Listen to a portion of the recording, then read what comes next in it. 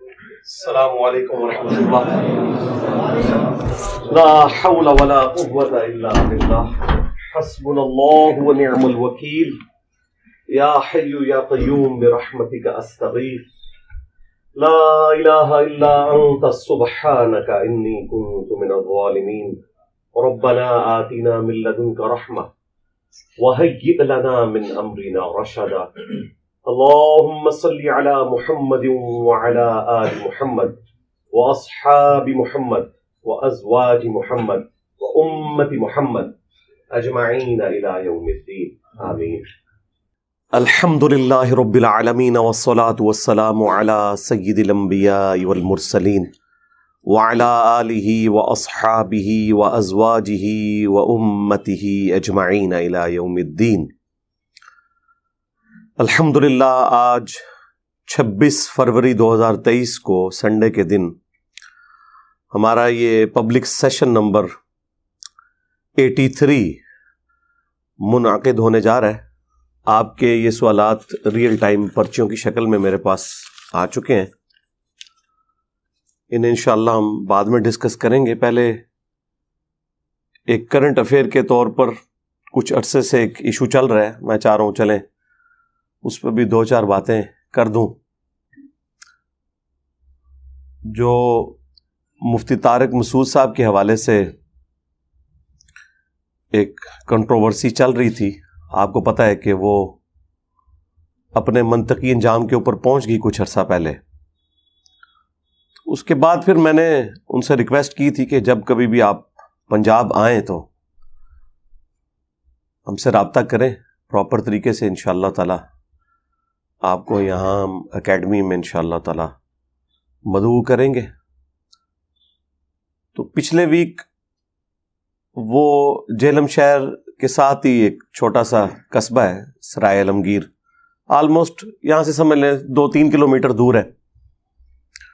تو وہاں کسی دیوبند کے مدرسے کی کوئی تقسیم اسناد تھی، تو اس سلسلے میں ان کو بلایا ہوا تھا. مجھے بھائیوں نے بتایا کہ اس طرح انہوں نے آنا ہے، تو میں نے ان کے ایڈمن کو ای میل لکھی. احمد بھائی ہیں، امریکہ میں ہوتے ہیں، کہ مفتی صاحب سے کہیں کہ اگر ان کے لیے پاسبل ہو تو آئیں، لیکن ساتھ کوئی لوکل عالم دین اپنے یہاں نہیں لے کے آنا، آپ نے اکیلے تشریف لے کے آئیں. کیونکہ یہاں کے لوگوں کے کردار سے اور ان کے افعال سے اور فرقہ وارانہ سوچ سے ہم بڑے اچھے طریقے سے واقفیت رکھتے ہیں. تو میرا شروع سے سٹانس ہے کہ لوکل ہم کسی بھی معاملے میں کسی کے ساتھ نہ کوئی دشمنی والا معاملہ لے کے چلتے ہیں، نہ کوئی دوستی والا. دونوں صورتوں میں نقصان ہی ہوتا ہے. تو انہوں نے ایگری کیا کہ ٹھیک ہے، اگر کوئی صورتحال ایسی بنی تو انشاءاللہ آپ کو بتا دیں گے.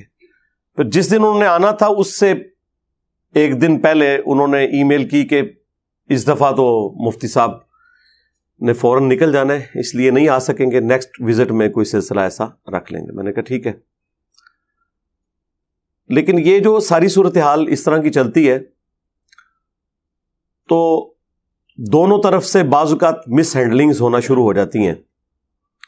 مثلا اب انہیں اپنے مکتب فکر کے علماء کو کلیریفیکیشن دینی پڑ رہی ہے، اور چند ایک ان کی آڈیوز بھی منظر عام پہ آئی ہیں. کوئی لیکڈ آڈیوز نہیں ہیں بلکہ واٹس ایپ کے آڈیو میسیجز ہیں جو یہاں کسی مولانا صاحب کو انہوں نے بھیجے، انہوں نے پکڑ کے ان کو نیٹ پہ چڑھا دیا. یقیناً اجازت سے ہی چڑھایا ہوگا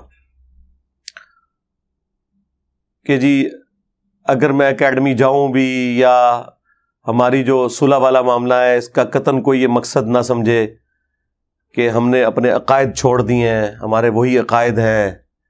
اور یہ اپنی وہ کلیریفیکیشنز بیسیکلی دے رہے ہیں اپنے علماء کو. اس سے آپ اندازہ کریں کہ آپ ذرا سی اتحاد امت کے اوپر بات کریں تو جن لوگوں نے اپنی امپائرز کھڑی کی ہوئی ہیں ان کے کان کیسے کھڑے ہو جاتے ہیں. دوسری طرف امن کمیٹیوں کے نام کے اوپر، رمضان نشریات کے نام کے اوپر اور حکومتی دعوتوں کے اوپر یہ لوگ ایک جگہ جمع بھی ہوتے ہیں, ایک دوسرے کے ساتھ بڑے اچھے طریقے سے بہیو بھی کرتے ہیں. صرف اسپیسیفکلی مجھے سنگل آؤٹ کرنا یہ میرے لیے تو کوئی نقصان دہ نہیں ہے. میرا تو ایسٹ ہے کہ میرے خلاف علماء بولیں. اس کی وجہ ہے کہ علماء کی عزت آج کی ینگ جنریشن میں کتنی ہے وہ آپ سب کو پتہ ہے, اور اس میں قصوروار نہیں ہوں. کوئی یہ سمجھے کہ میں نے لوگوں کے دلوں سے علماء کی عزت نکالی ہے, نہیں. یہ ان لوگوں کے اپنے سسٹم کی خرابی اور ان کی لیکڈ ویڈیوز اور ان کے جمعے کے خطبات, مختلف مکاتب فکر کے علماء کا جو ایٹیچیوڈ ہے اس نے یہ دن دکھایا ہے. یہ کوئی ایک دن میں نہیں ہے, یہ ڈیکیز کی گراوٹ ہے. اس کی وجہ سے لوگ عزت تو کوئی نہیں کرتے. آج کے دور میں کوئی شخص مذہب کے اوپر, دین کے اوپر بات کرے اور وہ دین کے اعتبار سے مخلص ہے اور بالکل ایک ایک چیز قرآن و سنت کے ریفرنس سے بیان کرے اور علماء اس کے خلاف بولیں, تو اس سے بڑی تو نعمت ہی کوئی نہیں ہے. کیونکہ پھر وہ عوام جو آلریڈی ان سے متنفر ہے وہ کہتی ہے دیکھ لو, یہ لوگ اگر دین کے ساتھ مخلص ہوتے تو ایسا تو نہ کرتے. یہ ہر وقت ڈرتے رہتے ہیں اپنے کمپیٹیٹر سے. ان کو ہر وقت یہ ڈر لگا رہتا ہے کہ ہمیں کو پیچھے نہ چھوڑ جائے.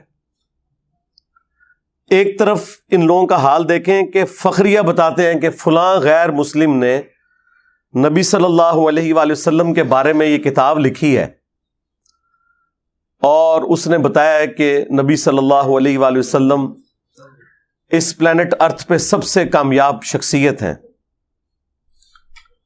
اور ان کے کردار کی جو خوبیاں ہیں وہ اس نے یوں یوں گنوائی ہیں. اس وقت ان سے کوئی نہیں پوچھتا کہ وہ تو کافر ہے, نہ اس کے پاس دیوبند کی ڈگری, نہ اس کے پاس کوئی بریلوی کی ڈگری, نہ اس کے پاس کسی اہل حدیث کی ڈگری, نہ شیعہ کی ڈگری, اور تم فخریہ بتا رہے ہو کہ اس نے کیا کمال کتاب لکھی ہے. تو اس کے پاس ڈگری تو ہے ہی نہیں ہے. کیوں تعریف کرتے ہیں؟ وہ جینون تعریف کر رہے ہوتے ہیں.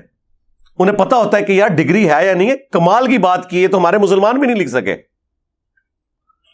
اور یہ اظہار وہ اس لیے کر لیتے ہیں کہ وہ ان کا کمپیٹیٹر نہیں ہوتا, کیونکہ اس نے گلانہ سے مدرسہ کھول کے پیرلل میں چندہ بک تو نہیں لانچ کرنی نا, اس لیے ان کو ان سے کوئی خطرہ نہیں ہوتا. البتہ اگر خود اسلام میں ریلیجن کے طور پر ایک مسلمان اٹھ کے کوئی بات کرتا ہے تو وہ فوراً ان کے کان کھڑے ہوتے ہیں, کیونکہ ان کو پتا ہوتا ہے کہ ان کے بزرگوں نے بھی سٹارٹ ایسے ہی لیا تھا.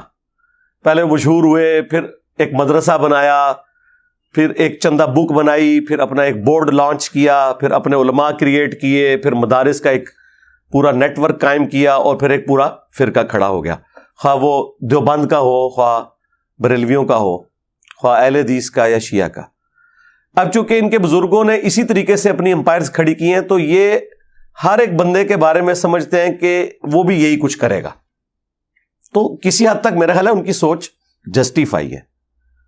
ہم یہ کہتے ہیں کہ یہ آپ کے سوچنے کا انداز بالکل درست ہے, لیکن یہ ذرا لوگوں کو بتائیں کہ ایسے کیوں سوچتے ہیں آپ, کہ آپ کے بڑوں نے اسی طریقے سے کام ڈالا تھا اس لیے ایسا سوچتے ہیں.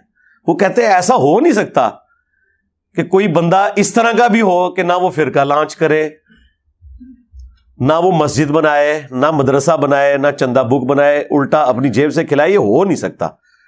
میں بھی ویسے آپ کے ساتھ ایگری کرتا ہوں, ایسا ہو نہیں سکتا, لیکن ہو گیا جائے. ہاں, اور اینڈ ریزلٹ آپ کے سامنے ہے. نہیں, آگے چل کے دیکھیں گے وہ کتنا آگے ٹرنا ہے یار, 14 سال ہو گئے نے. نہیں آلے تو دیکھو نا, پتہ نہیں کیا کرے آگے جا کے. یہ پوری زندگی ان کے بڑے علماء مولانا مودودی رحمہ اللہ تعالی کو کیا کیا گالیاں دیتے رہے, یہاں تک کہا کہ عنقریب اس نے دعوی نبوت کر دینا. نعوذ باللہ. مودودی صاحب کے اسٹوڈنٹس ان کو کہتے تھے سر کوئی جواب دیں. انہوں نے کہا کہ میں دعوی نبوت کیے بغیر دنیا سے چلا جاؤں گا اور مر کے انہیں جواب دوں گا. اللہ اکبر. سرکار آج مولانا مودودی رحمہ اللہ کو 44 سال ہو چکے ہیں آلموسٹ دنیا سے گئے ہوئے. 1979 میں ان کی ڈیتھ ہوئی تھی. ان 44 سالوں میں تمام مکاتب فکر کا کوئی ایک حق گو عالم بھی پیدا نہیں ہوا جس نے اپنے ان بڑے بزرگوں کے گناہوں کی معافی عوام سے مانگی ہو جو مودودی صاحب کے اوپر یہ جھوٹا الزام لگاتے تھے کہ یہ دعوی نبوت کر کے مرے گا. کم از کم اتنی حیا تو کر لیتے. توفیق ہی نہیں ہوئی, اللہ کی طرف سے توفیق نہیں ملی نا. یہ اس بات کا ثبوت ہے کہ اللہ تعالیٰ نے اس پورے کے پورے طبقے سے ہی اپنا ہاتھ اٹھا لیا ہوا ہے, ورنہ انہیں توفیق ملتی نا. اب تو پریکٹیکلی ثابت ہو گیا نا, لیکن نہیں. اور دوسری طرف مودودی صاحب کو اللہ نے کیا عزت دی ہے؟ اللہ نے انہیں ڈاکٹر اسرار جیسا ایک روحانی بیٹا دیا, ٹھیک ہے جی, جن کے ذریعے وہ کام جو انہوں نے کتابی شکل میں تفہیم القرآن کی شکل میں کیا تھا, بیان القرآن کے ذریعے ویڈیوز کی فارم میں پوری دنیا کے اندر قرآن کی تفسیر پہنچی. اللہ تعالیٰ نے انہیں ایک روحانی بیٹی دے دی جو ان کے جماعت کے ایک رکن سرگودا کے جو امیر تھے جماعت اسلامی کے, ان کی بیٹی ڈاکٹر فرحت ہاشمی. اس ایک بیٹی نے قرآن کی دعوت پوری دنیا کے اندر عام کر دی. تو مودودی صاحب کا فیض تو ماشاءاللہ دنیا میں نظر آ رہا ہے. مجھے تو کسی پرانے بزرگ کا بھی فیض نظر نہیں آ رہا اس فارم کے اندر جو اس طریقے سے مودودی صاحب کا. ڈاکٹر ابو امینہ بلال فلپس جو امریکن سٹیزن تھے, کرسچن تھے, پھر ایتھیسٹ ہو گئے, الٹیمیٹلی مودودی صاحب کا ایک چھوٹا سا کتابچہ انہوں نے پڑھا فائنینشل سسٹم آف اسلام کے اوپر, وہ مسلمان ہوئے. پھر وہ سعودی عرب آئے, عربی میں ڈپلومہ کیا, پھر پی ایچ ڈی کی حدیث کی فیلڈ میں. پھر جب 92 کے اندر امریکن فوجیں بلا لی تھیں سعودیہ والوں نے صدام حسین سے بچنے کے لیے, اس دوران ان کو انہوں نے ہائر کیا امریکن فوجیوں کے سامنے اسلام کو پیش کرنے کے لیے. کتنے لوگ مسلمان ہوئے, ہزاروں امریکن مسلمان ہو چکے ہیں ابو امینہ بلال فلپس کی دعوت کی وجہ سے. اور وہ خود مسلمان ہوا ہے مودودی صاحب کو دیکھ کے نہیں, سن کے نہیں, ان کی ایک تحریر پڑھ کے. ٹھیک ہے, تو مجھے بتائیں وہ علماء جو اس وقت ان کو گالیاں دیا کرتے تھے آج انہیں معافی نہیں مانگنی چاہیے؟ مودودی صاحب کے اپنے بیٹے نے یہ بیان کیا ہے کہ مودودی صاحب اس مسجد میں جمعہ پڑھا کرتے تھے جس مولوی نے اپنے اوپر لازم کیا تھا کہ ہر جمعے کے خطبے میں اس نے مودودی صاحب کو تمام ادبی گالیاں دینی ہیں. حتیٰ کہ ایک خطبے میں تو اس نے یہاں تک کہہ دیا کہ یہ جو مودودی سامنے بیٹھا ہوا ہے نا, یہ مر جائے اور اس کی قبر کے اوپر جو گھاس اگے گی نا, اور کوئی بکری وہ گھاس بھی کھا لے نا, اس بکری کا گوشت بھی حرام ہے. لا حول ولا قوت الا باللہ. اس لیول کا بغض اور زہر ایک مولوی کے اندر ہی ہو سکتا ہے. یقین کریں یہ کسی دنیا دار میں بھی نہیں ہوتا. کدھر اس کا دماغ جاتا ہے؟ تو وہ بیٹا کہتا ہے میں تو گھر آ کے ناراض ہوا. میں نے کہا جی اما جان, نہ تو میں نے جمعہ وہاں پڑھنا ہے نہ ابا جی کو جانے دینا ہے. تو مودودی صاحب وہی ٹھنڈی طبیعت, انہوں نے کہا بیٹا اس سے کیا فرق پڑتا ہے. آج اس مولوی کا نام مجھے بھی نہیں پتا, ٹھیک ہے جی, نہ اس کی مسجد کا کوئی تعارف ہے. بس یہ مثال تھوڑی سخت ہے لیکن سمجھانے کے لیے کہ ابو جہل کا تعارف آج رسول اللہ کی وجہ سے ہے صلی اللہ علیہ وآلہ وسلم, اور اس مجہول یعنی ان نون مولوی کا تعارف مودودی صاحب کی وجہ سے ہے. اس سے زیادہ اس کی کوئی اہمیت نہیں ہے ہمارے لیے. That's all. کیا فرق پڑتا ہے؟ تو اس طرح کے جو جھوٹے الزامات لگاتے ہیں اپنے اوپر خود غور کیا کریں. جب یہ مجھے قادیانی کہہ رہے ہوتے ہیں تو انہیں شرم نہیں آتی ہے کہ جن کے بزرگوں نے اشرف علی رسول اللہ کلمے کو انڈورس کیا ہو, چشتی رسول اللہ کلمے کو پرنٹ کیا ہو, اس کو انڈورس کیا ہو, اور جو شخص ان غلطیوں کے اوپر بھی عوام الناس کو مطلع کرے اور ختم نبوت کے اوپر کام کرے, صرف اینٹی قادیانی کام نہ کرے, اس کے اوپر قادیانی ہونے کا الزام اور بڑے دبنگ انداز میں لگاتے ہیں اعتماد کے ساتھ. تو اس کا مجھے تو کوئی نقصان نہیں ہوا. جو بھی بندہ ویڈیو دیکھتا ہے اسے پتا چل جاتا ہے کہ یار یہ تو بات ٹھیک کر رہا ہے. ہمارا تعارف ہی مخالفین کی وجہ سے ہوا ہے زیادہ. ہمارے پاس تو کوئی چندہ بک نہیں تھی, نہ کوئی مدرسہ تھا, نہ مسجد تھی کہ جس میں ہم ہر کارے بھیج کے تو اناؤنسمنٹ کرواتے. مجھے تو کسی مسجد میں کوئی درس بھی نہ دینے دے, ٹھیک ہے, تو مجھے کیا فرق پڑتا ہے. تو اس طرح کی جو حرکتیں کرتے ہیں نا, چونکہ ان کے بڑوں نے اسی طریقے سے کام ڈالا ہوا ہے, وہ یہ سمجھتے ہیں کہ یہ بھی یہ کچھ کرے گا. اس کے لیے پھر جب کبھی بھی کوئی اتحاد امت کے حوالے سے بات ہوتی ہے تو فوراً یہ بیچ میں نا ٹانگ اڑانے کی کوشش کرتے ہیں. وہ اپنی عادت سے مجبور ہیں, یہ ان کے جینز کے اندر چیزیں گھس چکی ہوئی ہیں, کیونکہ انہیں پتا ہے کہ ان کے بڑوں نے اسی طریقے سے اسٹارٹ لے کے تو اتنی بڑی بڑی امپائرز کھڑی کی ہیں, اور آگے یہ سلسلہ ان کی آؤٹ لیٹس چل پڑی. اب ان کو یہ غم جاتا ہی نہیں ہے کہ یار یہ کیسے ہو جائے کہ ایک بندہ خود لگا رہا ہے لے کے نہیں کھا رہا کسی سے, یہ کیسے ہو گیا. یہ تو اس سسٹم میں کبھی ہوا ہی نہیں ہے. جی نیا فرقہ لانچ کر دیا, اچھا سرکار مان لیا نیا فرقہ لانچ کیا ہے, ذرا اس فرقے کی مسجد بتائیں کدھر ہے. نہیں جی مسجد تو کوئی نہیں ہے جی. اچھا کوئی مدرسہ, نہیں جی مدرسہ بھی کوئی نہیں ہے جی. کوئی چندہ بک, نہیں جی چندہ بک بھی کوئی نہیں. کوئی پیری مریدی کا سسٹم, نہیں وہ بھی کوئی نہیں ہے. تو یار یہی کچھ ہی ہوتا ہے نا یار کسی فرقے کو لانچ کرنے کے لیے. اچھا کوئی ٹیکسٹ بک جس میں یہ بتایا گیا ہو کہ باقی سارے فرقے جہنم میں جائیں گے اور یہ جنت میں جائے گا, نہیں نہیں وہ تو کہتا ہے سارے ہی جنت میں جائیں گے اپنے اپنے عذابات کو بھگت کے.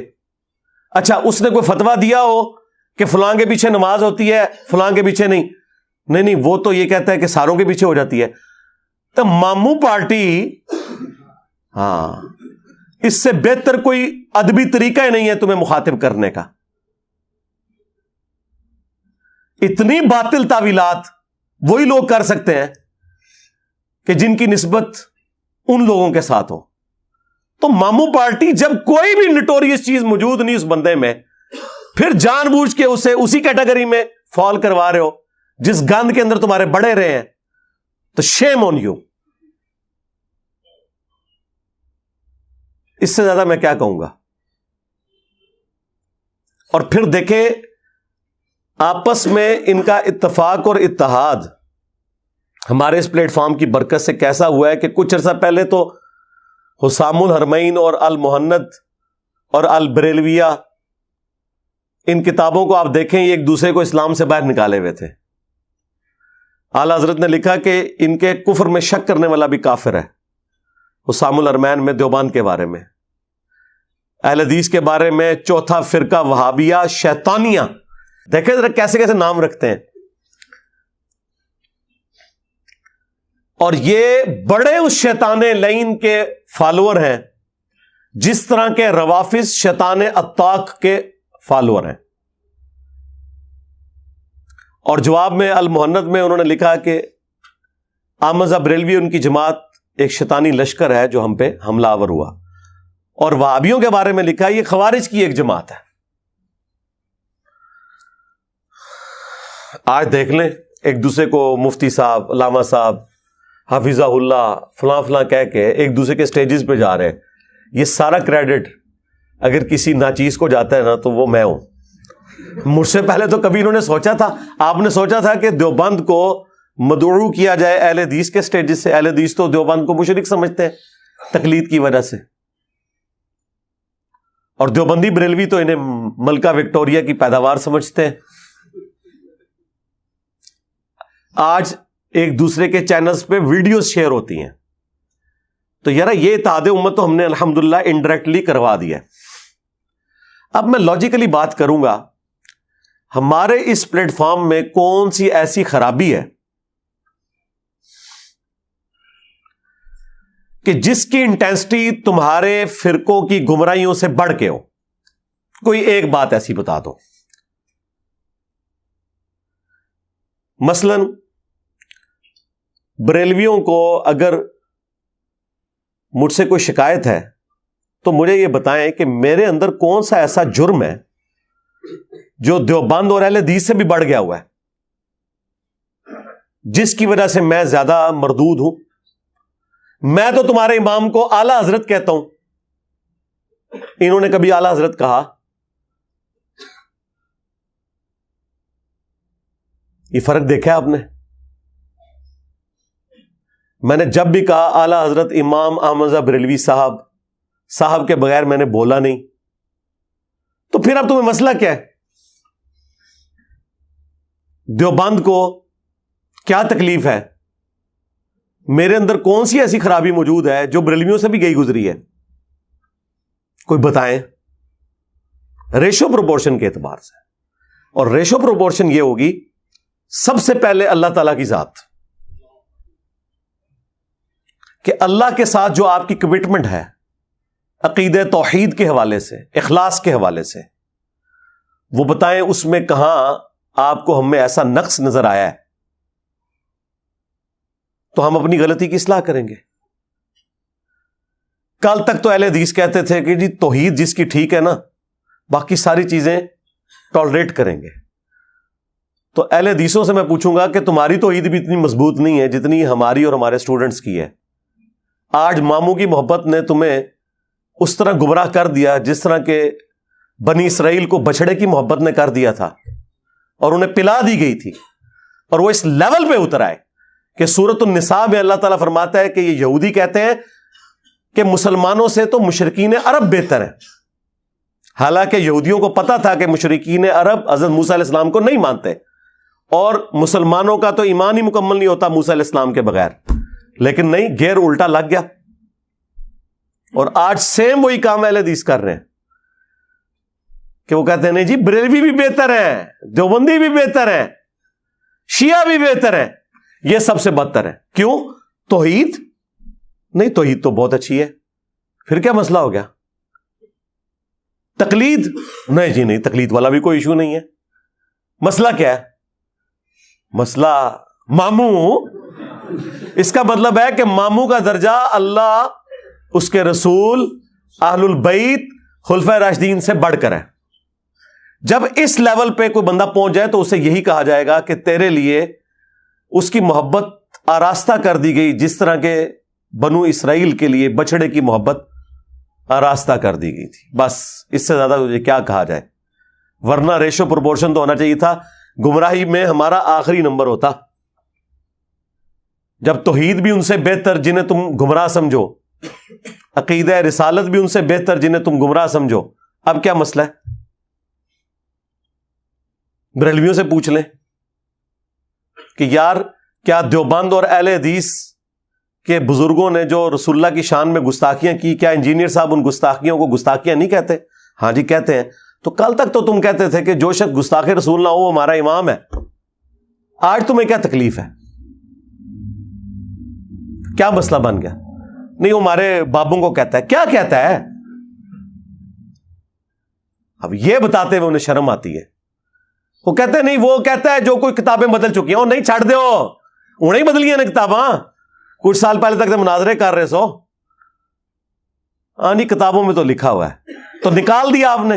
نہیں ہماری ذمہ داری نہیں ہے.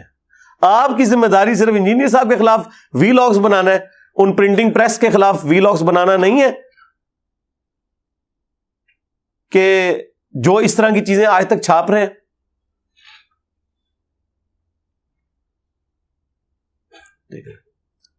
اچھا یہ ساری باتیں میں کوئی کسی سے ہمدردی سمیٹنے کے لیے بالکل نہیں کرتا ہوں, اللہ کا شکر ہے. میری کبھی خواہش ہی نہیں ہے کہ علماء مجھ سے ہمدردی بھی کریں. یہ کوئی ایسی پازیٹیو ڈگری نہیں ہے جو مجھے چاہیے.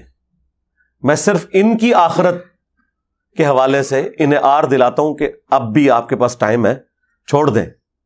ٹھیک ہے, اس ضد کو چھوڑ دیں. اب یہ جو ڈیمیج ہونا تھا وہ ہو چکا. اب آپ کے سینے سے اگر یہ غم نہیں جا رہا کہ ہماری یہ صدیوں کی امپائرز کیوں اکھڑ گئیں, اس غم کی ریمیڈی اب ممکن نہیں ہے سوائے اس کے کہ آپ اپنی نسبت اس شخص کے ساتھ مضبوط کر لیں جس کی قبر مدینے میں ہے. صلی اللہ علیہ وآلہ وسلم. صلو علی محمد و آل محمد.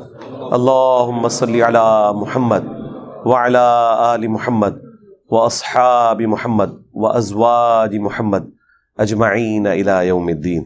آمین. اچھا جی، ریئل ٹائم اب آپ کی پرچیوں کا سلسلہ شروع کرتے ہیں. طبیعت بھی میری کافی ناساز ہے، لیکن یہ میں ناغہ کرنا نہیں چاہتا تھا. یہ تو ایک سلسلہ ایسا ہے جو چاہتے ہیں کہ چلتا رہے انشاءاللہ تعالی. نظر لگنے کے ڈر سے یہ کہنا کہ میرے پاس کچھ نہیں ہے گناہ ہے. جی جھوٹ ہے اور کیا ہے. مطلب یہ آپ نے کوئی ٹی وی پہ آ کے اناؤنسمنٹ کرنی ہے.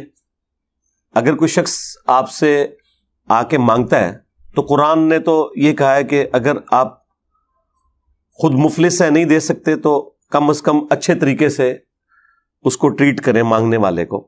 نبی علیہ السلام کو بھی حکم دیا گیا کہ آپ نے سائل کو جھڑکنا نہیں ہے. ایون اگر کوئی پروفیشنل بیگر بھی ہے نا، آپ نے اسے ڈانٹنا نہیں ہے.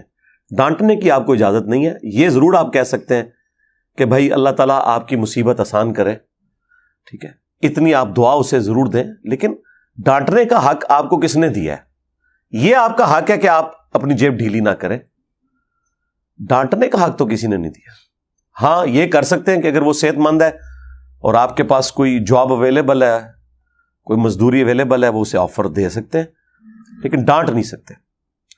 باقی یہ کہنا کہ میرے پاس کچھ نہیں ہے، یہ کہنے کی ضرورت نہیں ہے. نظر سے بچنے کے لیے آپ کو آپ کے نبی صلی اللہ علیہ وآلہ وسلم نے وظائف بتا دیے ہیں، صبح شام 3 دفعہ آخری 3 سورتیں. اس سے بہتر کوئی وظیفہ نہیں ہے. نظر سے بچنے کا، جنات سے بچنے کا، آسیب سے بچنے کا، شیاطین سے بچنے کا، جادو سے بچنے کا. صبح شام 3 دفعہ آخری 3 سورتیں. ہر نماز کے بعد بھی 1 دفعہ ہیں. ابو داؤد ترمذی کے اندر موجود ہے، اور بخاری مسلم میں آیا کہ رات کو سونے سے پہلے 3 دفعہ پڑھ کے اپنے جسم پہ پھونکنا. اور مسلم شریف میں تو یہاں تک آیا نبی علیہ السلام کہ گھر والوں میں جب کوئی بیمار ہو جاتا تو آخری 3 سورتیں پڑھ کے دم کیا کرتے تھے. اور یہ بہترین ہے نظر بد سے بچنے کے لیے. برصغیر میں دین اسلام کو پھیلانے میں اولیاء کرام اور بزرگان دین کا کوئی ہاتھ نہیں ہے. نہیں، کیوں نہیں ہے؟ بالکل ہے. یہ تو ان سے اختلاف ہی نہیں ہے کہ انہوں نے کلمہ پڑھایا یا نہیں پڑھایا. یہ تو اللہ تعالیٰ کی سنت ہے کہ فاسق سے بھی دین کا کام لے لیتا ہے. کسی کو کلمہ پڑھانا اس بات کا بالکل ثبوت نہیں ہے کہ یہ اس کی بزرگی کی علامت ہے.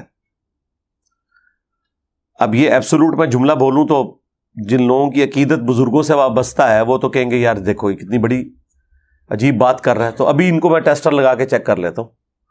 ڈاکٹر ذاکر نائک نے سینکڑوں ہندوؤں کو کیمرے میں کلمہ پڑھایا ہے. تو کیا کوئی بریلوی ماننے کے لیے تیار ہے کہ ڈاکٹر ذاکر نائک بھی سلطان الہند ہے؟ آیا نا داڑ تھلے.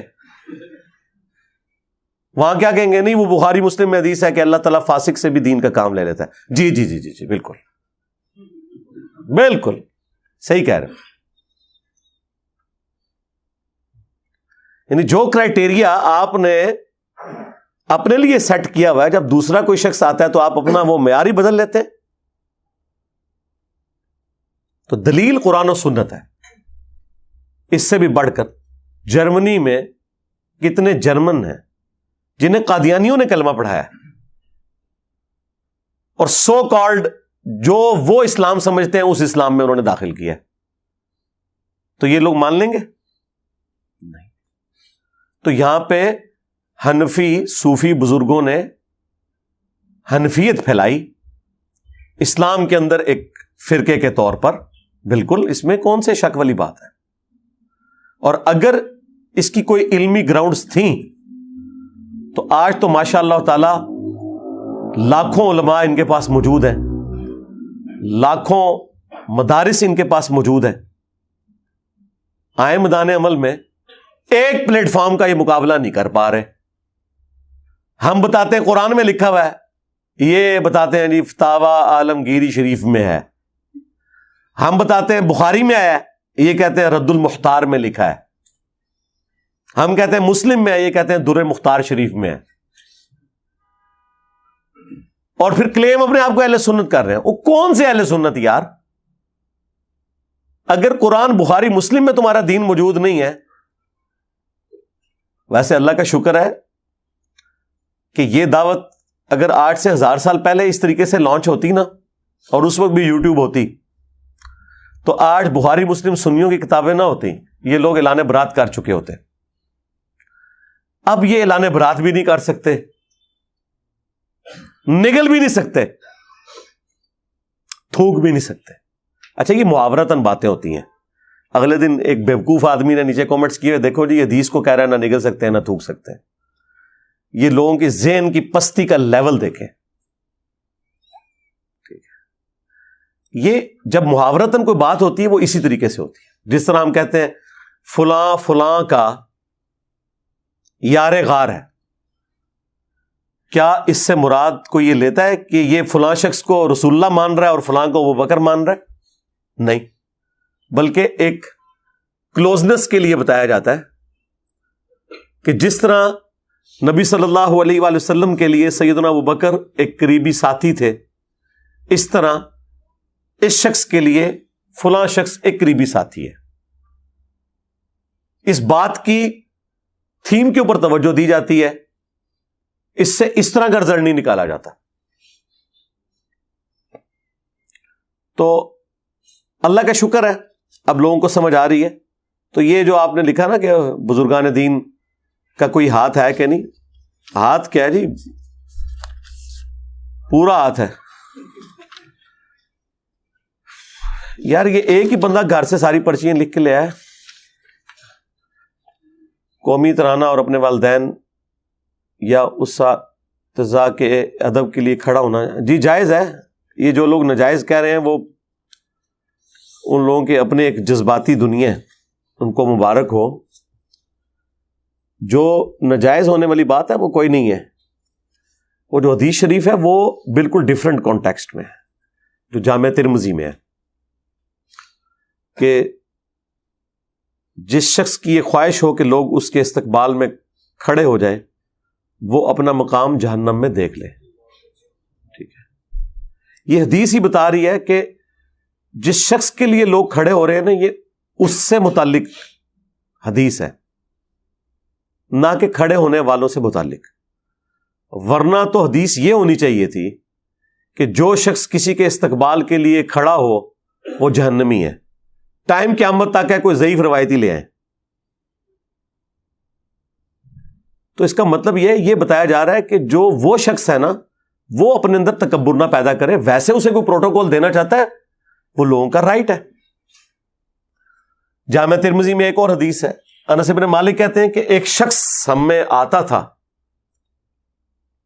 جو ہمیں سب سے بڑھ کر محبوب تھا، لیکن ہم کبھی بھی ان کے استقبال کے لیے کھڑے نہیں ہوئے، کیونکہ وہ اس بات کو ناپسند فرماتے تھے، اور وہ اللہ کے رسول تھے صلی اللہ علیہ وآلہ وسلم۔ اچھا، یہ حدیث جو ترمذی کی ہے یہ بھی اس پر گواہی دے رہی ہے کہ نبی علیہ السلام نے اسے حرام نہیں فرمایا، بلکہ آپ کا ذاتی شغف تھا کہ میرے استقبال کے لیے کوئی کھڑا نہ ہو۔ انس بن مالک کے الفاظ دیکھیں نا، ورنہ تو انس بن مالک کا کام تھا کہ وہ اس کام کے حرام ہونے کا ذکر کرتے۔ وہ کہتے ہیں کہ اتنا بڑا شخص آتا تھا، ہم کھڑے نہیں ہوتے تھے، یعنی ان کا دل کر رہا ہے کھڑے ہونے کو۔ اور پھر ریزن کیا بتا رہے ہیں کہ وہ اپنے حق میں اسے ناپسند فرماتے تھے۔ مراد یہ کہ نبی صلی اللہ علیہ وآلہ وسلم نے اسے شریعت کے طور پر حرام نہیں فرمایا، بلکہ اپنی ذات کے اعتبار سے وہ تو میں بھی کرتا ہوں، میرے استقبال کے لیے کوئی یہاں کھڑا نہیں ہوتا، کوئی کھڑا ہونے کی کوشش بھی کرے اسے بٹھا دیتے ہیں، لیکن مجھے کوئی ملنے آتا ہے میں کھڑے ہو کے استقبال کرتا ہوں۔ ماں باپ آ جائیں کھڑا ہو سکتا ہوں تو کھڑا ہو جاتا ہوں، ٹیچر آ جائیں رسپیکٹ دیتا ہوں۔ بلکہ میں آپ کو بتاؤں گیم الٹ سکتی ہے اگر کوئی شخص کسی بڑے آدمی کے لیے جو واقعی جس کی وہ دل سے عزت کرتا ہے وہ کھڑا نہیں ہو رہا نا، این ممکن ہے کہ جو نہیں کھڑا ہو رہا اس کے اندر شیطان گھس گیا ہو تکبر کا کہ میں نہیں کھلوندا۔ یہ بھی ذرا ذہن میں دیکھیں، یعنی میں اپنے حق میں یہ سمجھتا ہوں کہ میرے سامنے کوئی بندہ ایسا آئے جس کی رسپیکٹ ہے ریلیجن کے پوائنٹ آف ویو سے، اور میں کھڑے ہو کر اس کا استقبال نہ کروں تو میں یہ سمجھوں گا کہ میرے اندر شیطان گھس گیا کہ میں اسے ڈیو رسپیکٹ نہیں دینا چاہتا. میں نے ہر وہ کام کرنا ہے جس سے میں اپنے اندر چھپے ہوئے شیطان کو ڈیگریڈ کر سکوں. تو اس کا طریقہ یہ ہے کہ مجھے رسپیکٹ دینی ہے.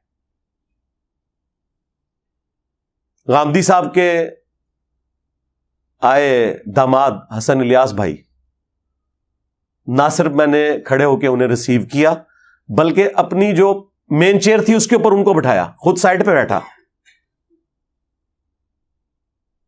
کیا فرق پڑ گیا؟ صرف اس لیے کہ مجھے کہیں یہ خیال نہ آئے کہ میں کوئی بہت بڑی چیز ہوں.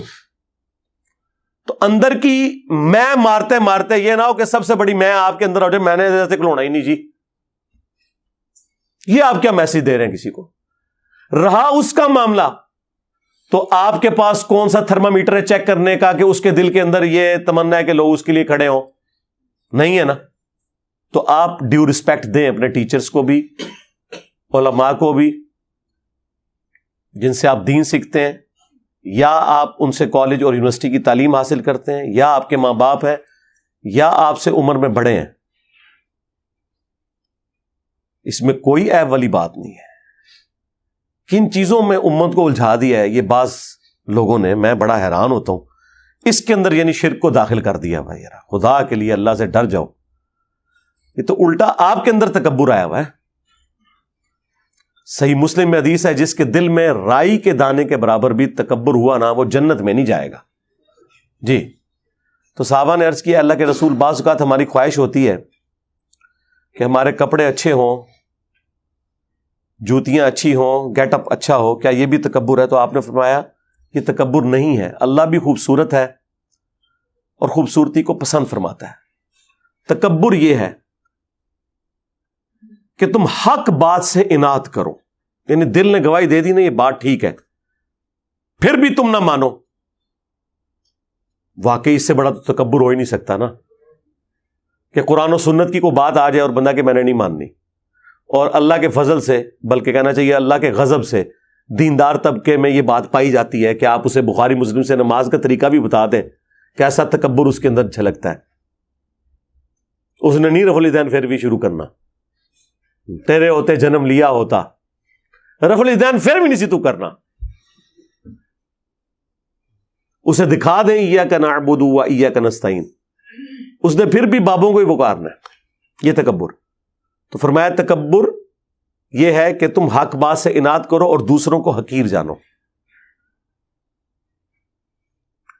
دوسروں کو حقیر جاننے میں تو یہ ہو سکتا ہے نا کہ جب آپ کسی کو پروٹوکول نہ دیں تو ایک لمحے کے لیے آپ کے دل میں یہ گمان آ جائے کہ میں اس سے بہتر ہوں، بس گئے تو اسی اس گل نو لے کے بیٹھے رہو. تعظیم کے لیے کھڑا نہیں ہونا چاہیے. تو گیا، تیرے اندر شیطان وڑ گیا جڑا نہیں کھلوتا، تو کھلو جائے گا تو ایمان بچا لے گا. اور وہ تو مسئلہ ہی تیرا جعلی ہے نا کہ تعظیم کے لیے کھڑا نہیں ہوا جا سکتا. تو نے تعظیم کے لیے کھڑے نہ ہو کے اپنے اندر بیٹھے ہوئے شیطان کو ایکسپوز کر لیا ہے کہ سب سے بڑا شیطان تو ہے. تیرے اندر اتنا تکبر ہے کہ تو کسی کو اتنا پروٹوکول دینے کے لیے تیار نہیں. دوسری طرف تو آپ کو بتاتے ہیں کہ سیدہ فاطمہ جب آتی ہیں حضور کھڑے ہو جاتا ہے ان کے استقبال کے لیے، چادر بچھا دیتے، مرحبا پیاری بیٹی، بوسہ دیتے، سب کچھ. یار یہ نارمز ہوتی ہیں. یہ کون سا دین تم لوگ سکھا رہے ہو آ کے؟ اکثر مجھے بھی لوگ بھیجتے رہتے ہیں جو ڈاکٹر سرار صاحب نے، یا ڈاکٹر سرار صاحب نے کہہ دیا تو بس اللہ تعالیٰ ان کی غلطی سے درگزر فرمائے.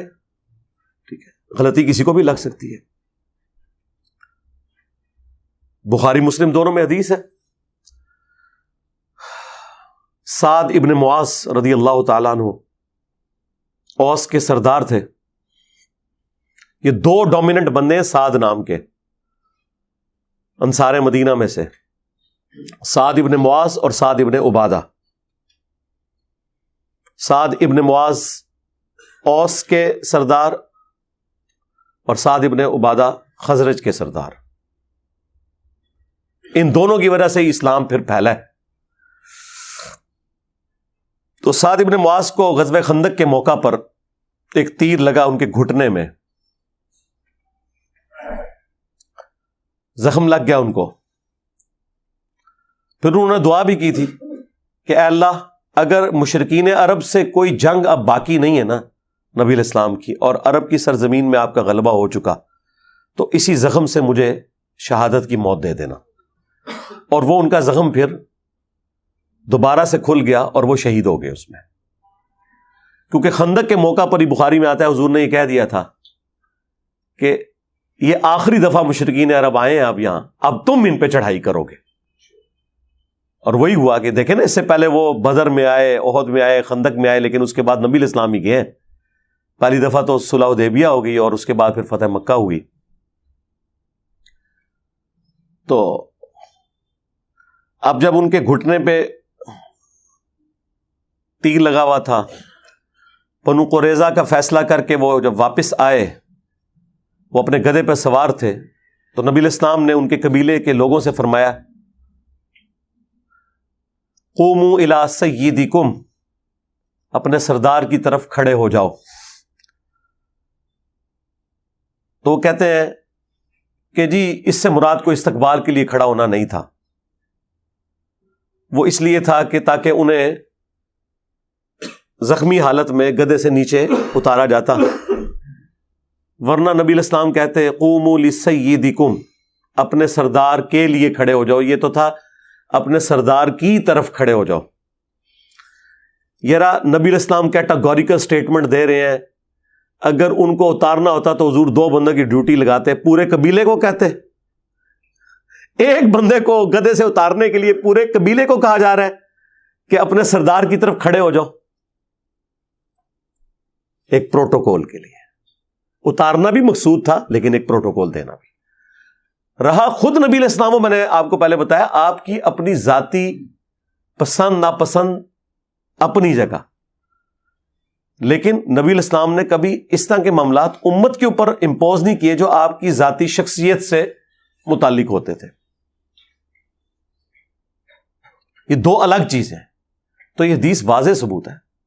پھر قرآن میں بھی آیا کہ اپنے کندھے عاجزی کے ساتھ جھکا کے رکھو اپنے ماں باپ کے سامنے، یعنی اکڑ کے نہیں رہنا. حد رکوع اگر نہ جھکا جائے تو آپ اپنا سر بھی یوں جھکا سکتے ہیں، ٹو باؤ ڈاؤن کسی کے سامنے رسپیکٹ کے طور پر. ایک آپ کے والد یا والدہ آئی ہیں، انہوں نے آپ کے سر پہ ہاتھ پھیرنا ہے، تو آپ یوں ایسے ہو سکتے ہیں، جھک سکتے ہیں ان کے سامنے. اس میں کیا مسئلہ ہے؟ ہاتھ بھی چوم سکتے ہیں، لیکن اس میں آپ نے حد رکوع پھر بھی نہیں جھکنا. ہاتھ آپ اٹھائیں اور چومیں، اتنا جھک لیں کہ آپ کے ہاتھ گھٹنوں تک نہ جائیں، یعنی حد رکوع نہ ہو. میں نے غامدی صاحب کے ہاتھ چومے تھے، وہ لوگوں نے بڑی نیچے، علماء نے بھی اعتراض کرنے شروع کر دیے، دیکھو جی ہمارے علماء کی تو رسپیکٹ نہیں کرتا اور ادھر دیکھو یہ کر رہا ہے. یہ رہا آپ کے بھی علماء کے اس وقت بھی چومتے رہے، اب بھی چومتے ہیں اللہ کے فضل سے. اگر چومنے سے آپ لوگ خوش ہوتے ہیں نا، میرے وہ استاد جنہوں نے مجھے بچپن میں قرآن پڑھایا ہوا نا، ابھی بھی کٹر بریلوی مجھ سے نفرت کرتے ہیں، وہ ابھی بھی آتے ہیں، میں ان کے ہاتھ چومتا ہوں اسی طریقے سے. مجھے کیا فرق پڑتا ہے یار؟ رسپیکٹ اپنی جگہ آپ نے دینی ہے، ٹھیک ہے. جس سے آپ نے کچھ بھی علم حاصل کیا آپ نے اسے ڈیو رسپیکٹ دینی ہے. صحابہ کرام نبی علیہ السلام کے مبارک ہاتھوں کو چومتے تھے، بلکہ وہ ترمذی میں اور ابو داؤد میں تو حدیث ہے، وہ چند یہودی آئے تھے، انہوں نے تو نبی علیہ السلام کے پاؤں مبارک بھی چومے تھے. لیکن یہ پاؤں والا پروٹوکول صرف نبی علیہ السلام کا ہے. ہاں یہ ذہن میں رکھیے گا، ہم پاؤں چومنے کے کسی کے حق میں بھی قائل نہیں ہے سوائے رسول اللہ صلی اللہ علیہ وآلہ وسلم کے. البتہ ہاتھ چومنا وہ آپ کسی بھی رسپیکٹیبل پرسنالٹی کے ہاتھ چومیں بغیر رکوع تک جھکے ہوئے، ہاتھوں کو بلند کریں اور چومیں. اس کے ثبوت میں وہ حدیث موجود ہے الادب المفرد کے اندر. امام بخاری نے الگ سے آداب کے اوپر ایک کتاب لکھی ہے الادب المفرد. اس میں وہ لے کے آئیں کہ سلمہ ابن اکوا رضی اللہ تعالیٰ عنہ جو درجنوں میل تک پیدل دوڑ سکتے تھے، اور نبی علیہ السلام نے کہا تھا کہ ہمارے پیادوں میں سلمہ بن اکوا سے بہتر شخص کوئی نہیں ہے. جس طرح وہ آج کل آپ وہ ریڈ انڈینز کو یا افریقنز کو دیکھتے ہیں نا، تھکتے ہی نہیں ہیں، صحابہ کرام میں سلمہ ابن اکوا تھے. یہ اکیلے بھاگ کے گئے تھے اور نبی الاسلام کے اونٹ چھڑوا کے لے آئے تھے. بخاری میں آتا ہے وہ جو چند قبیلے کے لوگوں نے حضور کے وہ اونٹ ہانک کے لے گئے تھے. تو ان کو 2 تابعین ملنے کے لیے آئے. بس گفتگو شروع ہوئی تو سلمہ ابن اکوا نے کہا کہ یہ میرے ہاتھ ہیں جن سے میں نے حضور کے ہاتھوں پر بیعت کی ہوئی ہے. بس یہ بات کرنی تھی نا, وہ تابعین ایک دم کھڑے ہوئے اور انہوں نے ان کے ہاتھوں کو پکڑ کے بوسہ دیا. یہ حدیث الادب المفرد کے اندر موجود ہے. اور اس سے یہ بھی ثابت ہوا کہ سلمہ ابن اکوا نے اپنے دونوں ہاتھوں کا ذکر کیا کہ حضور کے ساتھ انہوں نے اس سے مصافحہ اور بیعت کی. اور دوسرا تابعین نے حضور کی نسبت کی وجہ سے اس صحابی کے ہاتھوں کو چوما کہ یہ وہ ہاتھ ہیں جنہوں نے ہمارے نبی کے ہاتھوں میں ہاتھ دیا ہوا ہے. ویسے تو امام بخاری صحیح بخاری میں بھی لے کے آئے ہیں کہ